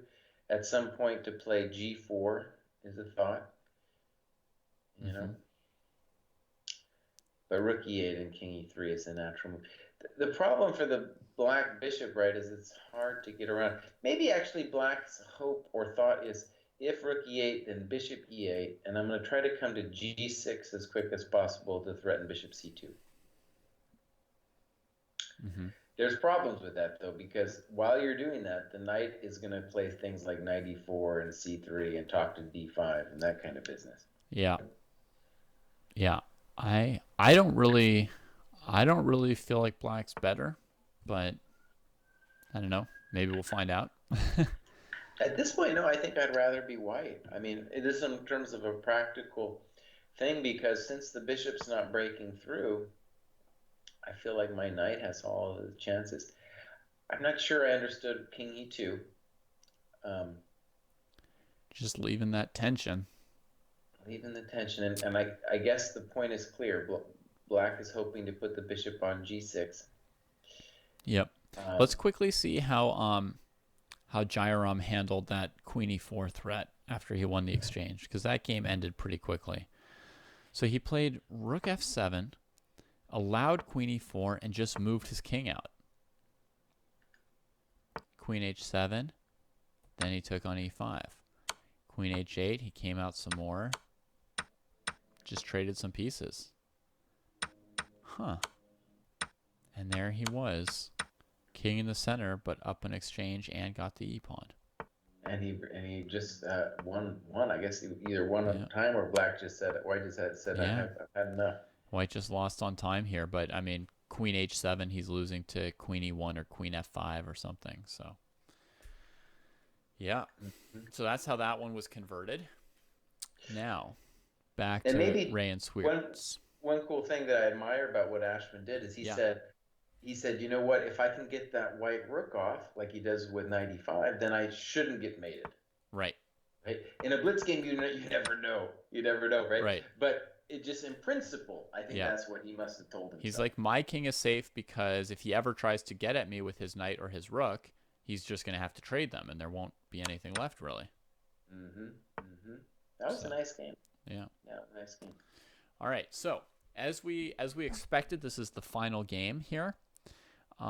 Ray versus Swears. Maybe some possible. I think if Ray wants to make progress, it's going to be over on the king side where he's got 3-on-2, and it would be done probably by trying to attack those black pawns. Mm-hmm. Try to force some kind of weakness out of them. If it were his move, maybe g4 would be very strong with the idea of knight f5. That's right. And the weird thing is, if g4, let's just imagine it was white's move. If g4, then black would play king e5. Yeah. But at the moment, king e5 looks like there's a problem to knight g4. Well, I think there's a good chance that that's what Swiertz is investing so much time in, is this line here: king e5, knight g4, king d4, knight h6, Right. king c3. Mm-hmm. Because, I mean, he spent almost a minute out of his 2 minutes on this move. Let's see what he chose to do. He all this just chose to do h5. Okay. But he put a Makes lot some of time sense. into that, and I think that might be one of the things he was really wondering if he could go for. Mm-hmm. I don't know about this thing with where Robeson chose to put the knight on e3. Now black is playing king e5 and g3 is not possible. Okay, Robeson is saying I'm waiting. He's saying I have a fortress and I can wait. I'm not sure I believe him. I'm not sure I believe you can just wait, buddy. That's what he's saying. Interesting. He's got 30 seconds. Maybe he's just not sure what to do, so he waits. I don't even know which of them is trying to win. Well, clearly Robeson was just trying to get a fortress, but black encouraged white to play knight d5, and I think black's going to play d5 soon. Yeah. Why not? Right? Bishop f5 first, knight e2, and let's go ahead, hit him with d5. Yeah. Now it's looking pretty good for black, right? Because he's got this space with his king and his center pawn. Yeah. Yeah, that whole thing that Robeson did with knight e3 didn't look too good. Now king c3, it's looking real shaky. Oh, yeah. Right? It's looking real shaky. Yeah, this could be the match here. This game right here, this could do it. David, update us here. What would happen? What would the overall score be here? Well, St. Louis is up by 1 point. So anything Swiertz scores, if he draws, they're up by 1. If he wins, they're up by 2. Now he's offering a draw. Ray takes it. Okay. And like you said, and Swiertz, I'm sure, had your thought in his mind that drawing was not such a bad thing. Someone might have even told him that, right? Just like, get a draw, buddy. Someone was like, dude, we're doing good. Just take it. Don't like flag at random somewhere here. Oh, man. So round 4 coming up. Right. And we're going to have Spencer against Seppa. Yep. That's going to be a good match. Oh, this is going to be exciting. Well, yeah. I mean, let's maybe call up the pairings for a second if we have the time to do so. First, I'm going to scroll this down so I don't forget it like other times. My standings sheet. Now we're going to go here, go over to this scene, hopefully, and pairings for round 4. All right, so Shimanov is coming in. Shimanov, the golden bullet for Mamedyarov last week, or the silver stake, or whatever it is. He's coming in to take on Wesley. Yeah, Wesley's going to have white, though. Wesley's 3-0 so far. He's got white. He's looking pretty smooth today. That's right. Then we've got Swiertz against Manuel Leon Hoyos. Coming in on board 2. Jarabuk against Nizhnik. I mean, none of these pairings look particularly good for Webster. Nope. Except maybe your friend Seppa. Except Seppa on board 4, who I would expect to win again. And what we're saying, David, is that Webster needs 2.5 to tie it and 3 to win it? They need 2.5. So they need something like, I mean, if we just looked at the ratings, they would need something like Nizhnik and Seppa with white to win their games, and then they would need to get a half point from Shimanov or Leon Hoyos, who are both outrated. Right, and also what we've seen is So and Swiertz are just playing really good right now. Those guys are playing smooth. Yeah. Yeah. So it's a tall task for Webster going to the last round, in my opinion. I mean, and I mean, we had 2 rounds that were 2-2 ties, and then a 2.5, 1.5 win for St. Louis. So I mean, this is a close match, certainly. But also, I mean, like St. Louis, it's like hard to gain any ground on them, right? Like it's hard to score 2.5, 3 points against them. What? They need to score 3 points, actually, to win the match? Yeah, And this two is and a where half would only tie the match. Spencer can really be a hero here. If Spencer wins a game, it's all over. It's all Yeah. over. But, I mean, what's Webster's route to a win, even? I mean, they need Nizhnik and Sepet to win, and they need another point from 2 boards where they're black against higher-rated players. Well, they just need they need a half a point to hold it, right? But an 8-8 match, St. Louis Archbishops advance. They've got Oh, draw that's odds on the cruel. 8-8. So that's Oh, that's why totally cruel. they Mm-hmm. need 3 points. And looking at those pairings, I don't really see where they get 3 points. I mean, not to be a slave to ratings or anything, but I mean, Right. what, you're going to beat Wesley So with black? Well, okay, I'll give you a hope. I'm going to give a hope for the Webster team. Yeah. This guy Hoyos is a genius. If Okay. you remember, way back in the day, he was Ivanchuk's second Yeah. for a while.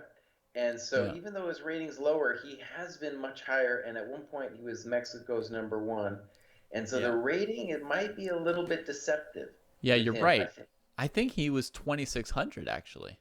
He had a time of glory. Yeah, he Yeah. did have a time of glory, and he has a lot Okay. of chess understanding. So and he will have white, Mm-hmm. right? So that's totally possible there. Yeah.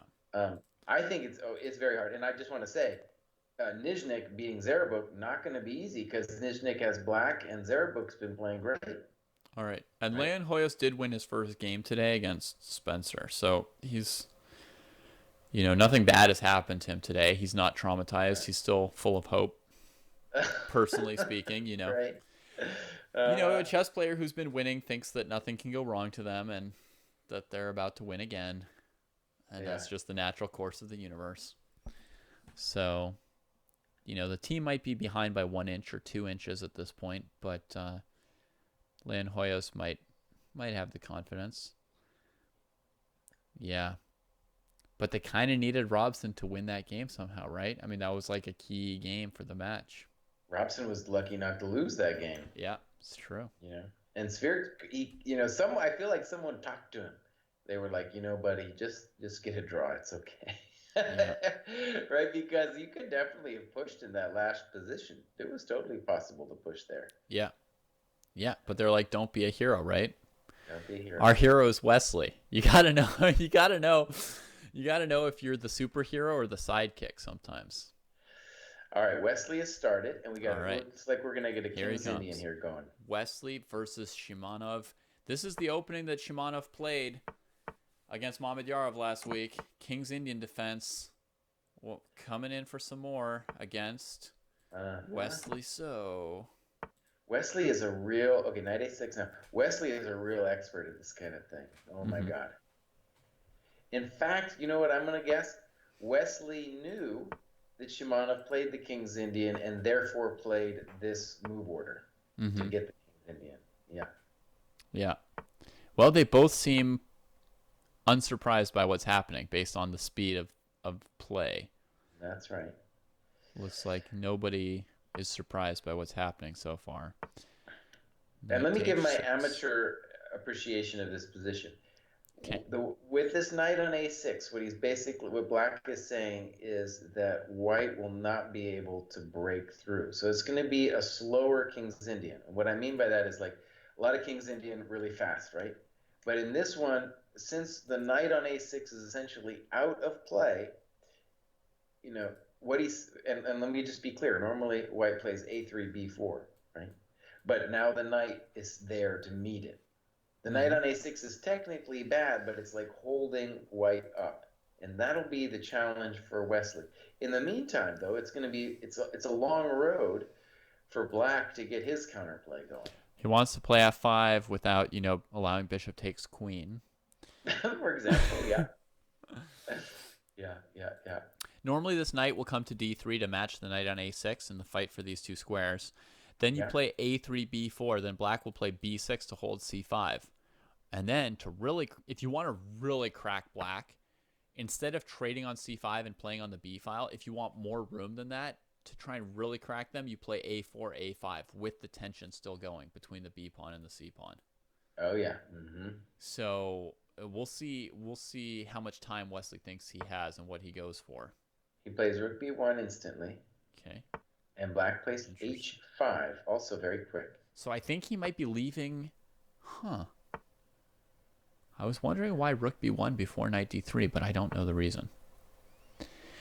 Now, this move, bishop f2, is actually important at that stage, I think, because there's an idea of black putting the bishop on e3 and then d4. Right. And then this piece, which is sometimes a bad piece for a while, is pretty good. So he takes the time for bishop f2. This is a great game, and one thing about this is that this is fantastic in terms of playing against Wesley. This is about as good as you're going to get with black if you're trying to win, right? Yeah. You're not going to get a better position than this against Wesley for trying to win, and so. Oh, look, Wesley Yeah. just going straight for the trade. He's not going for the total bust with a4, a5. Just goes straight for the trade, says that's enough. We'll open a little something over here.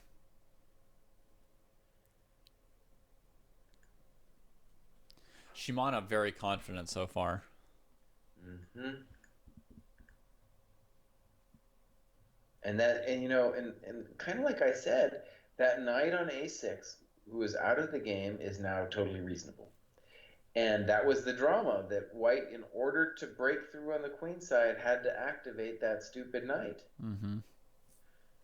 Now, the good news for white, though, is that black's counterplay on the king side is not so easy, right? It's not so Right. easy to bring it on down.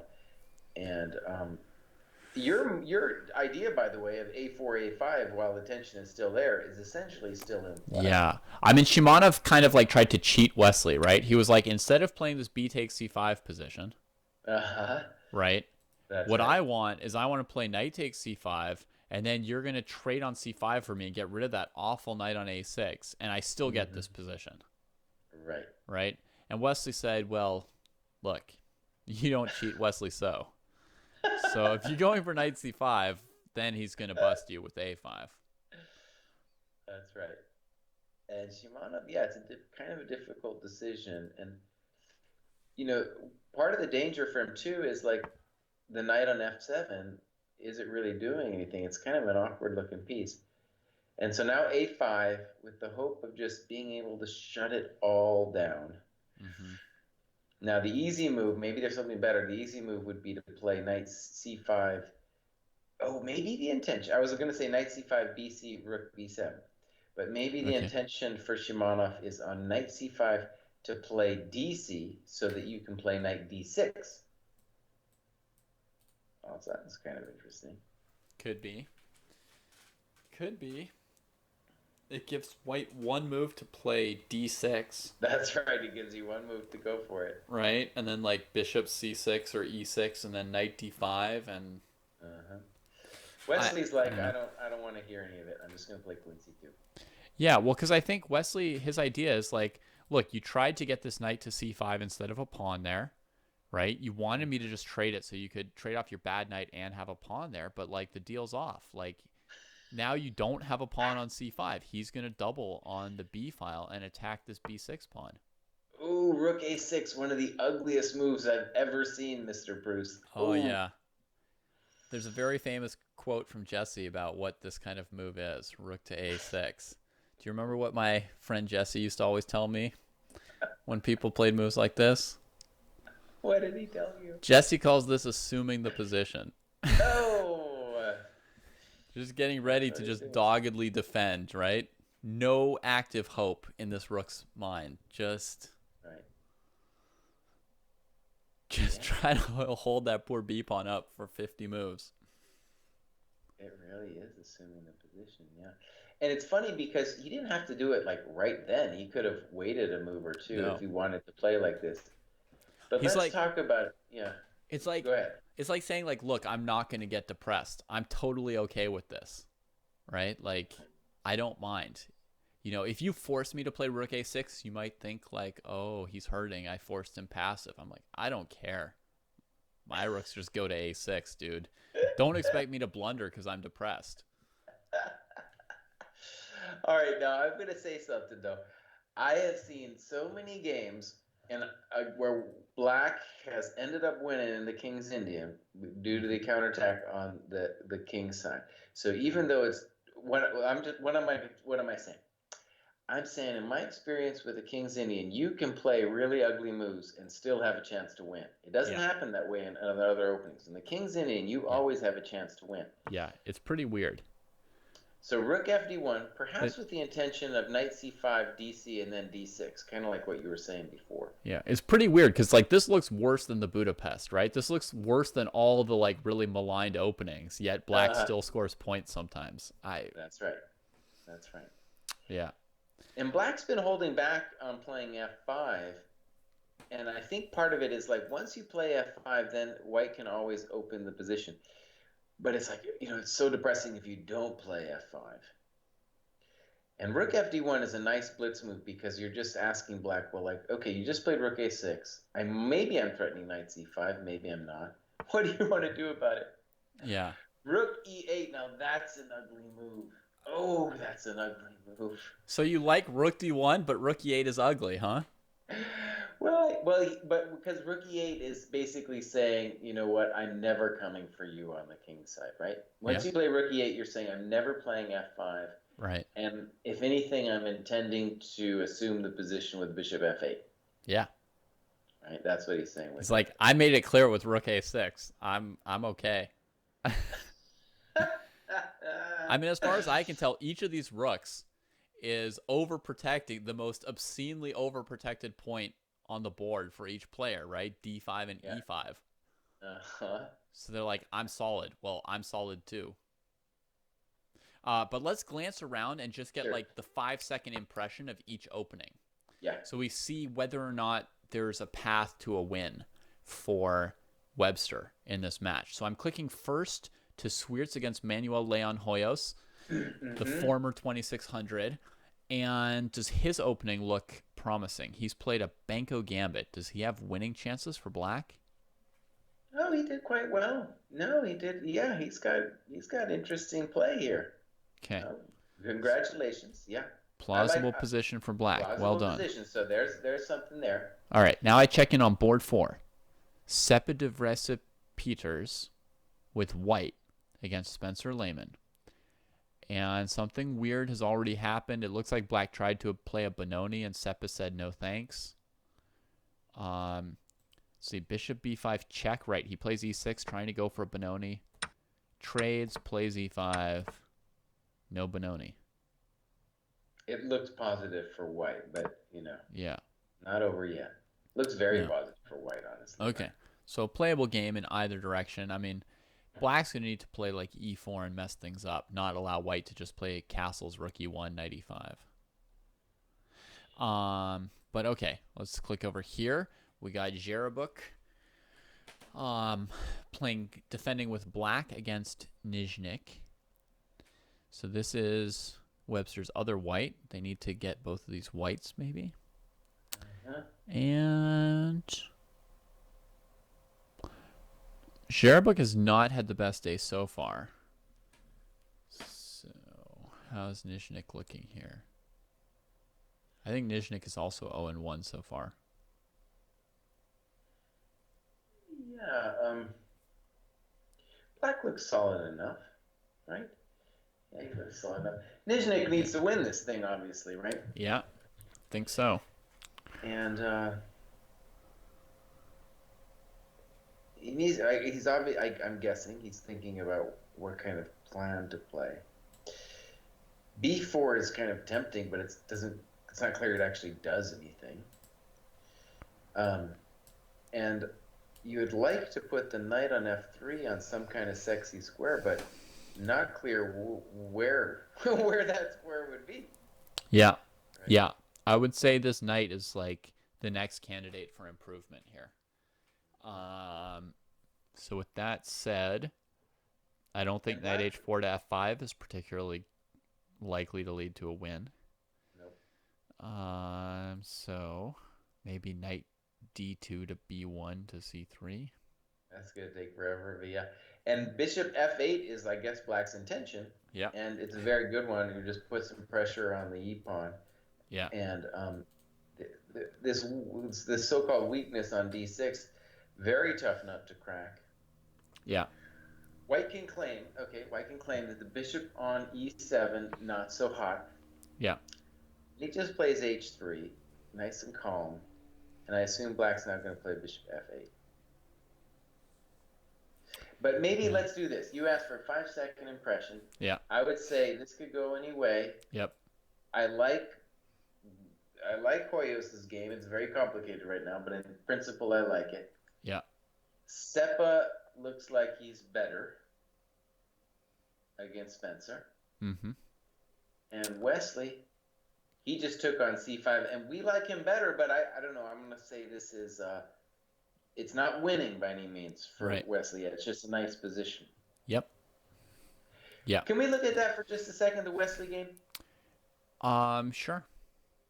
Because he did make this big decision with knight takes c5 now, and black is thinking about which way, and he does definitely have a choice. I think his original intention was dc, but he has to wonder about whether Wesley's going to play d6 if he does. Yeah. And I assume that's Wesley's intention if he does play dc. Right. However, if he plays bc, then white can say, well, you know what, after rook b7, of course I'm better. Right? And he does play bc. Yeah. Well, I think d6, bishop c6, knight d5 was probably going to be good for white. Right. So, and also maybe knight b5 there could have been one of those moves could have been so I think he was right to do it this way. But isn't this is suffering though, right? Look at that, rook b7. Mm-hmm. You've got a funny knight on f7. My other rook on d1's coming to b1. Yeah. Rook on a6, no one knows what it's doing in life. Yeah. Maybe you could play rook b6 right now. Maybe that's what you do. All right, so let's go ahead. Let's see this pawn sacrifice that Sweerts just played against Leon Hoyos. So basically, last time we had really looked at this game, it was bishop c3 had been played. I thought clearly white would play bishop b2 and try and challenge that piece because it's pretty annoying.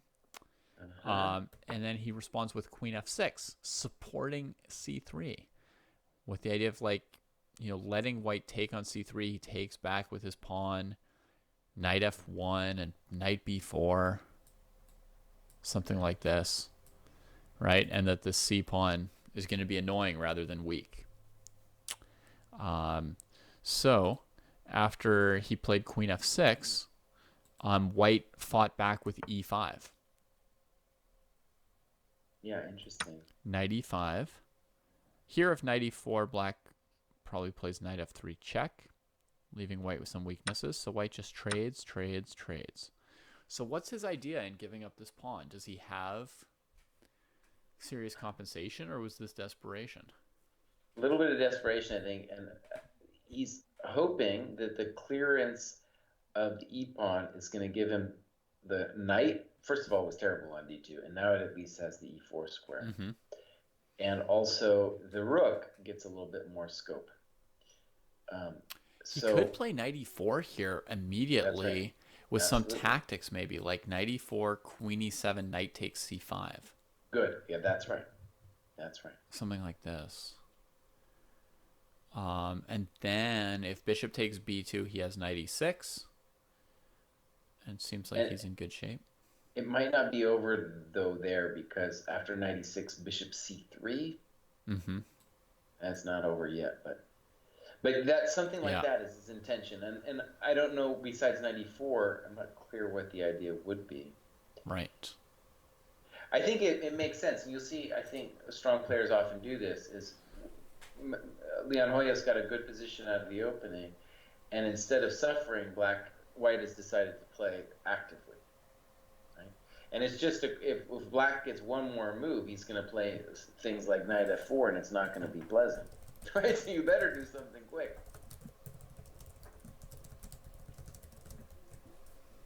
Yeah. I think, you know what? I think Sweerts should just play knight e4, because black has a little bit of a choice, and you're just giving him time to think about it, honestly. Is he dreaming about rook e5? That could be a David Bruce move. I don't know. I don't know about the health of rook e5. The intention would be rook e5 de and then rook e1. Uh-huh. Okay. It looks pretty spicy. It's That's hard, a little cool. hard for me to believe. That's cool. That's better than knight f3. This way, you're getting the rook on b1 in the game, and the knight can still go to e4 once you've won the e5 pawn. Right. Yeah, this has something going for it. It's a little one thing that's a little funny about it is, well, I'm not sure I believe it, but also Darius doesn't want to risk any. Well, he's already, he did get a bad position, so what are you going to do? Yeah. But um, oh, he's thinking about it too long, though. That's what I don't like about Way it. too long. This is dangerous. Yeah, make a decision with 94 rook e5. And You also, know. this whole time, Leon Hoyos is sitting there just getting more and more confident. Oh, there's another thing though. I guess he's Yeah. thinking about, and that is bishop e5, de, and then the prosaic knight f3. Oh, the less risk option, huh? Right. It's still black is I think still a little bit better after knight f4 there. Mm-hmm. And you got to worry about all kinds of stuff, honestly. Yeah, but putting the knight on e5 is pretty good in this position. He's worried about it though. There's tricks like knight takes d3 followed by bishop f5, skewering the queen and the rook. That kind of business is on the table there. Mm-hmm. But he could take back on d3 with his knight at first, maybe? Oh, it's not so easy to unpin everything. It's kind of nasty. I guess that's what he's thinking about. But yeah, he should just play a move. Well, what would you do, Bruce? What would Oh, you do? You gosh. play rookie? I think you'd play rookie five. That's your No, I style of wouldn't thing. even see rook e5. White Um, plays g3. We weren't thinking about that at all. Not on my radar either. Um, Kind of clever. He's saying that the knight is now out. That's kind of clever. But of course, it gives black time to completely consolidate the position with stuff like just trade everything off and do your business. Whoa, a million moves got played on this other board. I thought this might be the slowest game this round, but look at Nizhnik and Yaroslav Zherabuk. They've Oh man, traded like every single thing somehow. oh, that's looking spicy. And I don't know why he didn't play rook b6 last move, but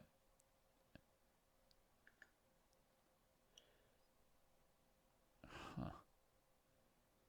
Yeah, rook b6 and then rook c4, right? Ah, yes, okay, rook c4. Okay. So that's how he could defend this pawn on b4.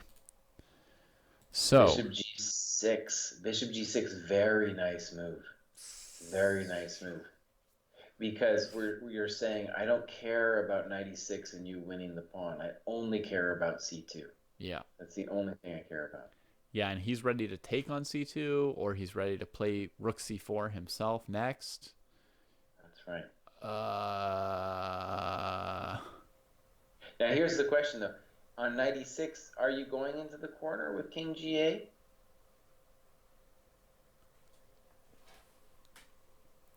yeah, I see no reason not to go to h8. Right. I mean, if you go king e8, you're letting white play knight g7 check, knight back to e6 check. Right, and there might be something more in that for white, but the other weird thing is Zerabuk probably is also telling himself, I think a draw is fine for me, Mm-hmm. right? In Yeah, terms of match definitely. strategy. Definitely. If he gets a draw with black and they've got Wesley playing and they're up a point and they've got draw odds, you can take it very safe. All right. So, well, let's think about this. Now, Spencer is doing bad on time. Let's just imagine Spencer loses. And let's imagine that Leon Hoyos wins. Leon Hoyos has a lot more time. Then yeah, this game is critical. They need a point out of the other two boards. Well, Maybe a draw on and look both. what just happened here. After g3, Uh-huh. he played bishop h3, Leon Hoyos, that is. Uh-huh. I I mean, I'm not exactly sure what that's about, but maybe it's just to be able to play rook e8 and support the e5 point, right? Well, it's to say 94 loses to queen f3. That's what it's about, Ooh, stops that too. right? So So then bishop e2, then he comes to f5. So bishop it looks f5. like Hello. Hello. Yeah, it's like he's keeping his extra pawn, right? And just trading some stuff off with an extra pawn. Hoyos So is playing like the master right now. so Swiertz spent like, 6 or 7 minutes and seems to Mhm. have played not his best option. I mean, you suggested several things that looked playable,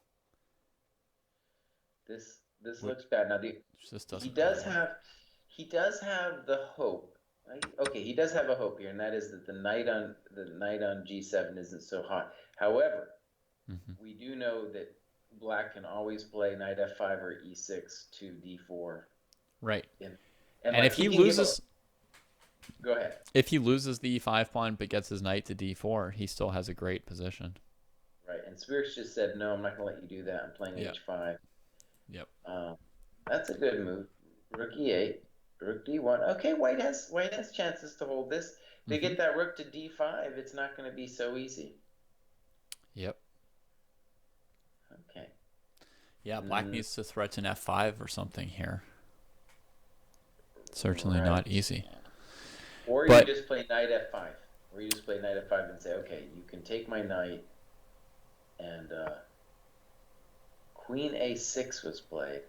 yeah, I Your move intending f5. yeah, I think the game that's going to be decided though is Nizhnik versus Jerabuk. I mean, I just Check this don't. out. Yeah. Bishop d7, very nice move. Mm-hmm. And now black's got a small problem.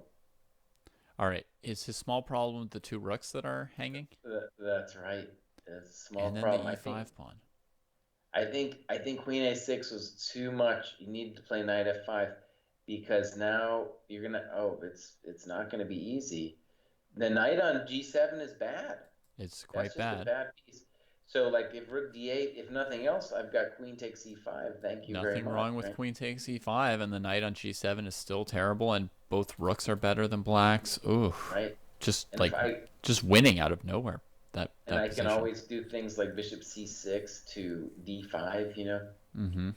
Lots of nice moves for Yeah, I see white. plenty of things you can do, just nothing I can do if I'm black here.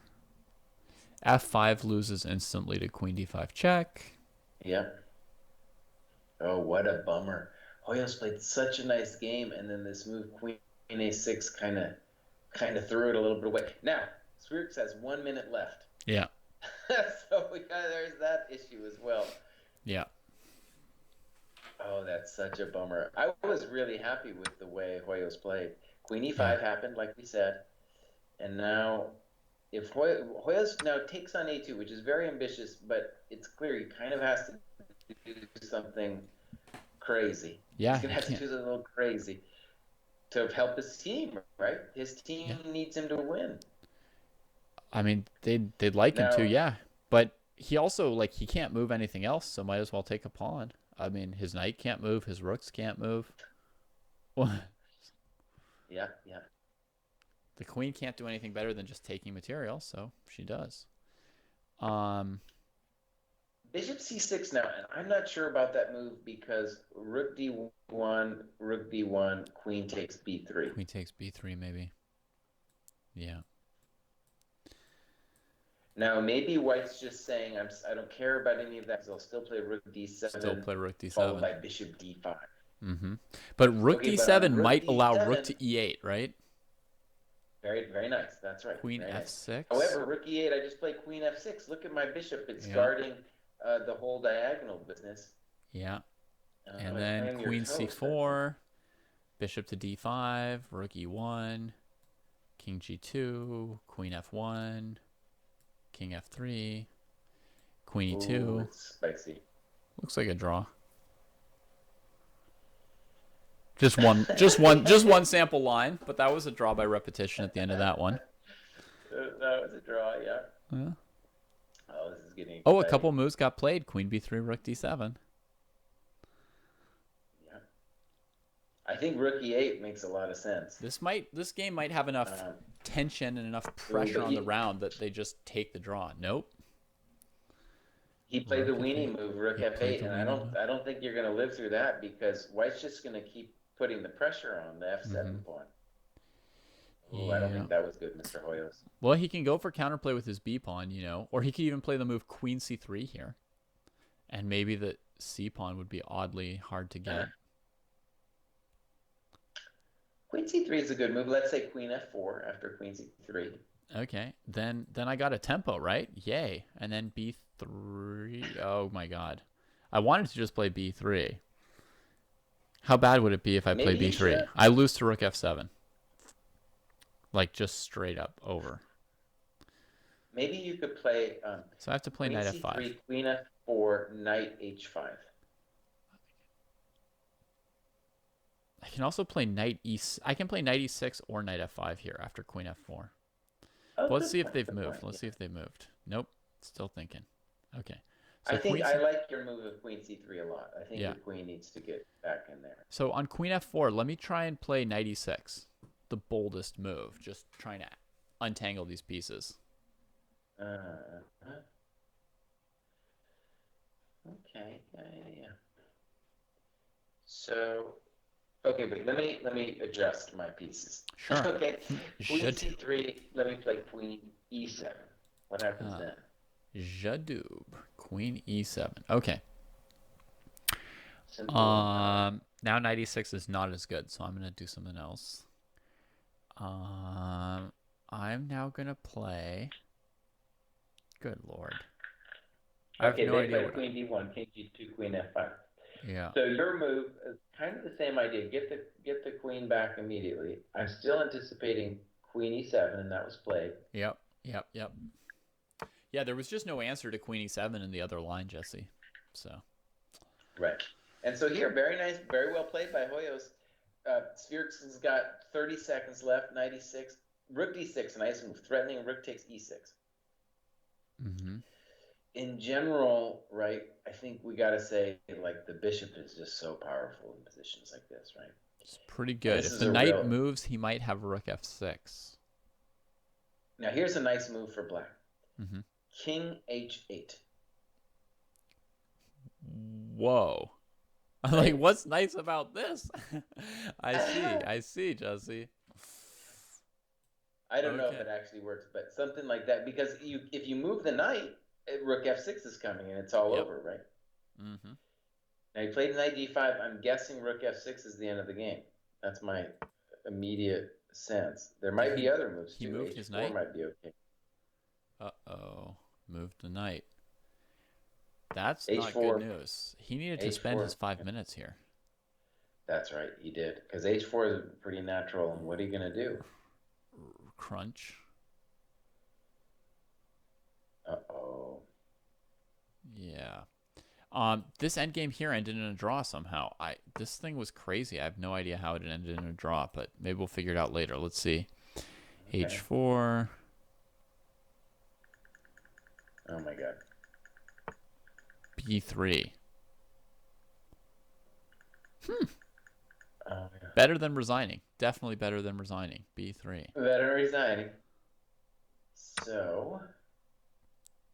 And a pre-move. Swiertz has 7 seconds to bring this one home. And queens. Okay, so he could go rook d8 here and at least get a draw for white. He doesn't go for it. He does not. He doesn't do it. He has 3 seconds. Wait, how did that happen? Oh, it was a genius move. H4, yep. B3, HG, yep. B2. Yep. And white said, I got nothing. Bishop E4. Yep. Oh, and wow. Hoyos is a genius. Yeah. Oh, my God. He's a total genius. But Swiertz might have wanted to just play rook d8 and draw there. I mean, with 3 seconds on the clock, there's so many things that can go wrong. That's absolutely right. Yeah. Now he's not allowing it, right? He's like, queen b6. All right, show me your draw. Queen c6 to c4 is playable. Ooh. Oh. Queen c6, rook d5. Thank you very much. I'm holding. Just barely. And he did offer a draw. White offered a draw. Yeah. But now there's no reason for black to take it, right? Move around and see if he flags, right? Check his mouse. Check his internet connection. Check his mouse. Check his heart rate. Queen c1. That's a testing move. Yeah, because, I mean, the guy's got to play, 50 moves with... Go for the pawn end. He's thinking about the pawn end game now. Ooh, pawn takes. No, Swiertz is going to lose this. Right? Swiertz is going to lose this. I mean, it don't look good. Yeah. Oh, this is so unpleasant when you have 7 seconds left. Yeah. Mr. Bruce, break this down for me. Okay. When they got this time here, where you got 2 seconds? You Two get two seconds. seconds? 2 seconds. Yeah. That's why it's not over. Like he dug himself out a little bit from 3 seconds to 7. He's still in this game. Mm-hmm. But someone else is down to 3 seconds. And that is Spencer Lehman. Yeah. And okay, G6 can't be taken because of back rank made on F1. Yeah. So it's not over yet. But Seppa is up a pawn. Seppa looks like he's doing real good. He's up a pawn Seppa. plus 40 seconds. Oh, this is a very pleasant position. This looks just totally winning, right? Queen G5, if nothing else. I would expect Queen G5. There it is. Rook G8. Oh, Queen F6. Ouch. Rook G6. Hello. Yeah. Bishop G6 is also mate. Oh, poor Spencer, man.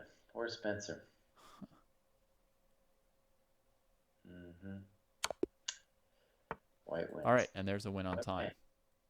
So there we Wesley have our won too. Also on time. Every game's being decided on time. Okay, so the match is tied, and this means that Hoyos has to win, right? It means that even if Hoyos wins, it's not enough. The Archbishops have just won because they've got their draw odds. Oh, what a bummer.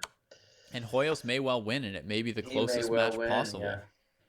Mm-hmm. Well, he's going to win this game for sure. Yeah. Oh, he's up 2 pawns now. Yeah. Oh, man. Sweerk should have definitely played Rook D8 and taken the repetition when he had 3 seconds in that position. Right. Yeah. And now he's going to lose even more pawns. Oh. So that was kind of amazing. Yeah. And I feel a little bit bad, too, for this team, right? Because Hoyos now wins because, they tied the match, but then they lost it. Yeah. Mr. Bruce, break it down for me how the tie breaks work. The tie break is just that the team that has the better record in the regular season has draw odds in the first 3 rounds of the playoffs. Yeah. And in the final 4 coming up next, in a week and a half, in 10 days, in the final 4, there will not be this draw advantage because it'll be like the champions of the 4 divisions, and it's like a clean slate. So, but for this one, St. Louis Archbishops won the division in the regular season, so they have draw odds throughout the Pacific playoffs. Did you think that was a little unfair? Would you have rather have seen like another match after this? Do I think it's a little bit unfair? I don't know. It's not the end of the world. I mean, I guess if you were on a team that scored 8-8 and lost, maybe you'd be really upset. Well, I'll tell you, it's the end of the Webster's world. Yeah. Yeah, that's what I'm saying. They might say that. Yeah. I mean, on the other hand, it does make sense for your results in the regular season to have some benefit to you in the playoffs, right? Like they each played for first place. They each played for this draw odds advantage. That's right. But they also had during the regular season of a really good if you had a really great score, you didn't have to play the first round. Yeah. Right. There was that advantage too. And both of these teams got that. These are the first and second place teams from the regular season. Right. So they each had that first round bye advantage, but they're trying to differentiate between first, second, third, fourth, fifth, and sixth, and give some stacked advantages so that there's some reason to try and go 6.5 or 6 out of 7 in the regular season versus just 4-3 and make the playoffs. All right, now let me ask you another question, Mr. Bruce. Yeah. Who is St. Louis going to play now? Okay, St. Louis will next play the Chess Bras from Montreal.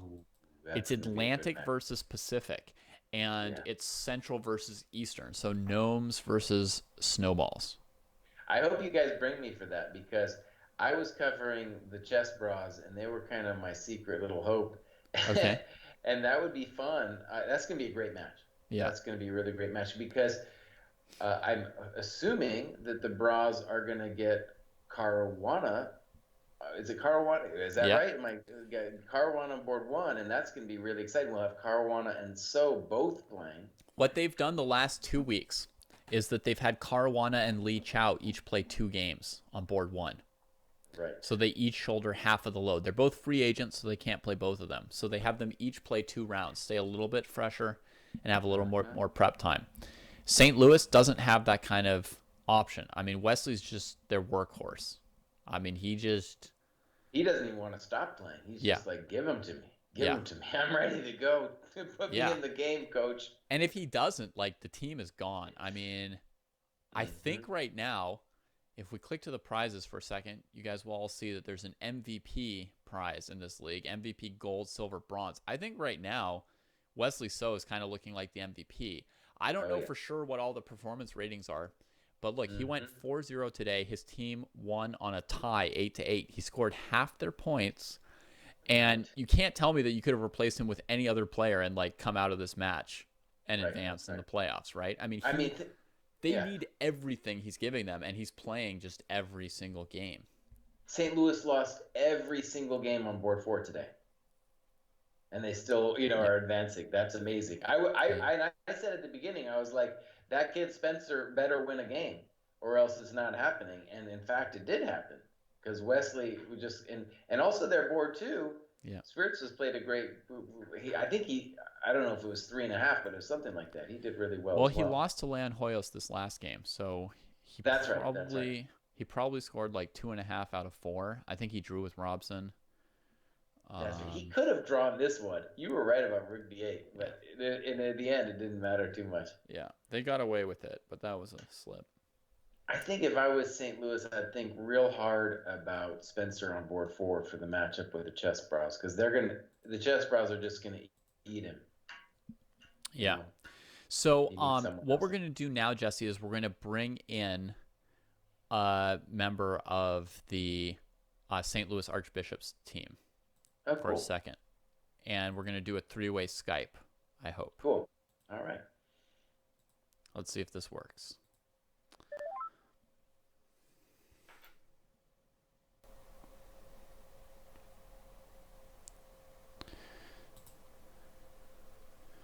Let's see. Is it working? Get the famous little peasant. I'm excited about this. Yep. We're trying to bring him in. Hello? Hey! Alejandro, congratulations on this win here. This is great. Well, I didn't play, but the kids did amazing. Yeah. Wesley just keeps being such a great asset for our team. Just keeps going 4-0 out of any position. That's right. Yeah, that's what we were just talking about. We were sort of speculating whether he was a front runner for the MVP prize, and kind of thinking he probably was. Mm-hmm. Well, yeah, once we win the championship, I think it's going to be pretty clear that Wesley is the league MVP. Mm-hmm. That's right. Yeah. Okay. Alejandro, as you guys were watching it there, I guess I have a couple questions. First is, what were your impressions as like the critical moments of this match here? I think there were actually quite a few, but it started a little bit off because Yarrow losing early against Dorabelli. I think that kind of was unfortunate, but they picked up from there. I think Dariush not losing to Ray, that was like a really key game. Yeah, he played a very solid game. Wesley going 4-0, of course, just compensating for our last board. And I think it came down to the fact that draws gave us a huge edge in this match, and we really needed to use it. That's right. Yeah, because every round was so tight, right? The biggest winning margin in any round was 2.5, 1.5. So. It's not super surprising because when you see the lineups that they were fielding, it was always kind of tough because even in the first game, they just had a sacrificial lamb against Wesley, and the other games, it could have gone either way. I got a question. So round 3, you had Swiertz against Robeson, and I felt like Swiertz could have played on in the final position. I'm wondering, did someone from St. Louis be like, hey, buddy, just take a draw, man. We don't need anything that special. We'll go into the final round, and we like our chances. No, we let the players do whatever they want to do. But I think at the end, we knew we have draws, so I'm assuming that Uh-huh. Darius also knew this, and a draw is great. I mean, going into a match in which, well, you have Wesley So playing with white against anybody that's already like a good matchup. Darius himself was white against a player who is considerably lower rated than him, and yeah, he ended up losing, but Mm-hmm. on paper, that's not what should have happened. And Yaro with black is a dangerous player against anybody. That game against Nishni could have gone either way. Mm-hmm. Right, right. Yeah. So all the players were aware that they didn't need to win by 3 points, but just having a small lead going to the last round would be great, and no need to go crazy. I have no idea if they knew or they didn't know, but I think that somebody should have told them before the round. Our manager, Mike Kummer, works at the St. Louis Chess Club, is always on top of things, so I'm sure that the players were So Alejandro, well aware that, yeah. what's your role with the Archbishops? Well, I'm a player actually. I don't actually have a role with the Archbishops itself, but I am the coach of St. Louis University, which a lot of our players are from. We have 4 players in the roster. I think only 2 of them have played though. Darius and Yaro are our top boards in the St. Louis University chess team, and it's funny that we played Webster this week because we fly to New York next week to play in the Final Four of collegiate chess against, of course, the favorites being Webster themselves. Right. Uh-huh. So you'll have a very soon rematch with them. Yeah, and I hope it goes better than this one because this was a little tight. Uh-huh. But okay, once they get Le Quang Liang back on the mix, I know that Webster is going to be the favorite for the tournament, but we hope to pull off an upset. Okay. Alejandro, I got a question for you. So Bruce was talking to me, and he was talking about this guy Seppa you guys got on your team, right? Now I didn't know Seppa, but this is how I imagine it, and you just tell me if this is true. Like Wait, you who? guys, Seppa, you're Seppa Peters, right? No, I mean that guy's from Webster. Oh, I'm sorry, I got it all mixed up. I got it mixed up, but maybe you can confirm Mr. Bruce's, his idea anyway, which was that they had so many GMs already that they were like, we're gonna get an expert, a rapid expert who's rated lower. You know, I don't know about Webster, but since we actually have kind of the same problem, because if you see our roster, we have I think like 8 GMs or something like this, and it's really hard to field them. And I think what Miami did was really smart. They fielded upcoming player who is really underrated in Nikhil Kumar. And okay, they were eliminated eventually, but I think that having a underrated youth at the end would have been really good. And we tried to do that with Nikki Rosenthal, who was unfortunately unavailable for this week. Yeah. But the idea of having like a good young person that's underrated, that's good at rapid, is pretty decent. Unfortunately, our board 4 kind of suffers from time trouble from what I saw this round. Right. So if you had Rosenthal available, he might have played this week. I don't know how the math works out. I don't think we can put Wesley, Daro, Yaro, and Rosenthal. Okay. But we can feel something pretty similar. I mean, we have a lot of options with Wesley on board 1 and Rosenthal on board 4, with 2 strong grandmasters on 2 and 3. So that we have a lot of options actually. Now, do you have input into like who should play in a given week, or? No, that's actually up to our manager, Mike Kummer, and also the availability of our players. For example, a couple of weeks ago, myself and Darius, we were at the Aeroflot Open, so we couldn't play. Wesley himself had a couple of commitments during the league in strong international tournaments, so of course he wasn't available. But barring unavailability, it's all down to Mike Kummer. Okay. Okay, so do you have any opinion then about playing the same players for 4 games in a row, or trying to like rotate a little bit like Webster did in this match? I feel like they're the team in the league that I think of most as far as like changing who's playing each round. Do you think that that's a strategy that increases their strength, or is it not so important? Well, I think every team can do whatever they want, but it's kind of weird to just play one game, at least coming from a player's perspective. You play one game and you leave the rest of your teammates. It makes more sense to just play the entire match, but okay, everybody approaches this differently. So you think it's better to just play the match? I wouldn't say it's better. It's just more natural, I guess. More natural. Okay. Than to come in for one game. So Alejandro, like I guess you got a beautiful lineup. The real question is your board 4. What do you guys? What's your intuition about going forward? Are you going to try to mix it up? I mean, your top 3 boards were fantastic, but I guess you're saying if you get someone higher rated, you have to toss somebody out. Well, yeah. I mean, especially because of our lineup, it's a little bit restrictive. Like our board 4s really have to stay. But okay, moving forward, I mean, we have a pretty easy match coming up against Chess Bros. I think they have some Fabiano guy on board 1. No problem. And then, okay, we're already thinking about who to meet in the finals. Right. Alejandro, I'm here to tell you, man, you're talking with some hubris. Those Chess Bros are angry. They are very angry, and they're going to be tough. Are they angry? They're very angry. They're very angry. I have Fabi next to me, and he says they're pretty angry. Okay. That's very So that match will be no trouble. Who do you expect to face in the finals in that case, since you've been thinking about it? Well, I mean, Norway, I think is the. Don't answer that. You're getting. I can't say this word. But I think Fabi doesn't want me to do the prediction, but I think we'll be facing Norway in the finals. That would be exciting. That'd be cool. Yeah. Okay. All right. Well, how have you enjoyed watching the league so far this year? It's pretty stressful, especially because it's really distracting. Fabi really wants to play Bughouse, and I just want to watch the chess league. He keeps making me play Bughouse.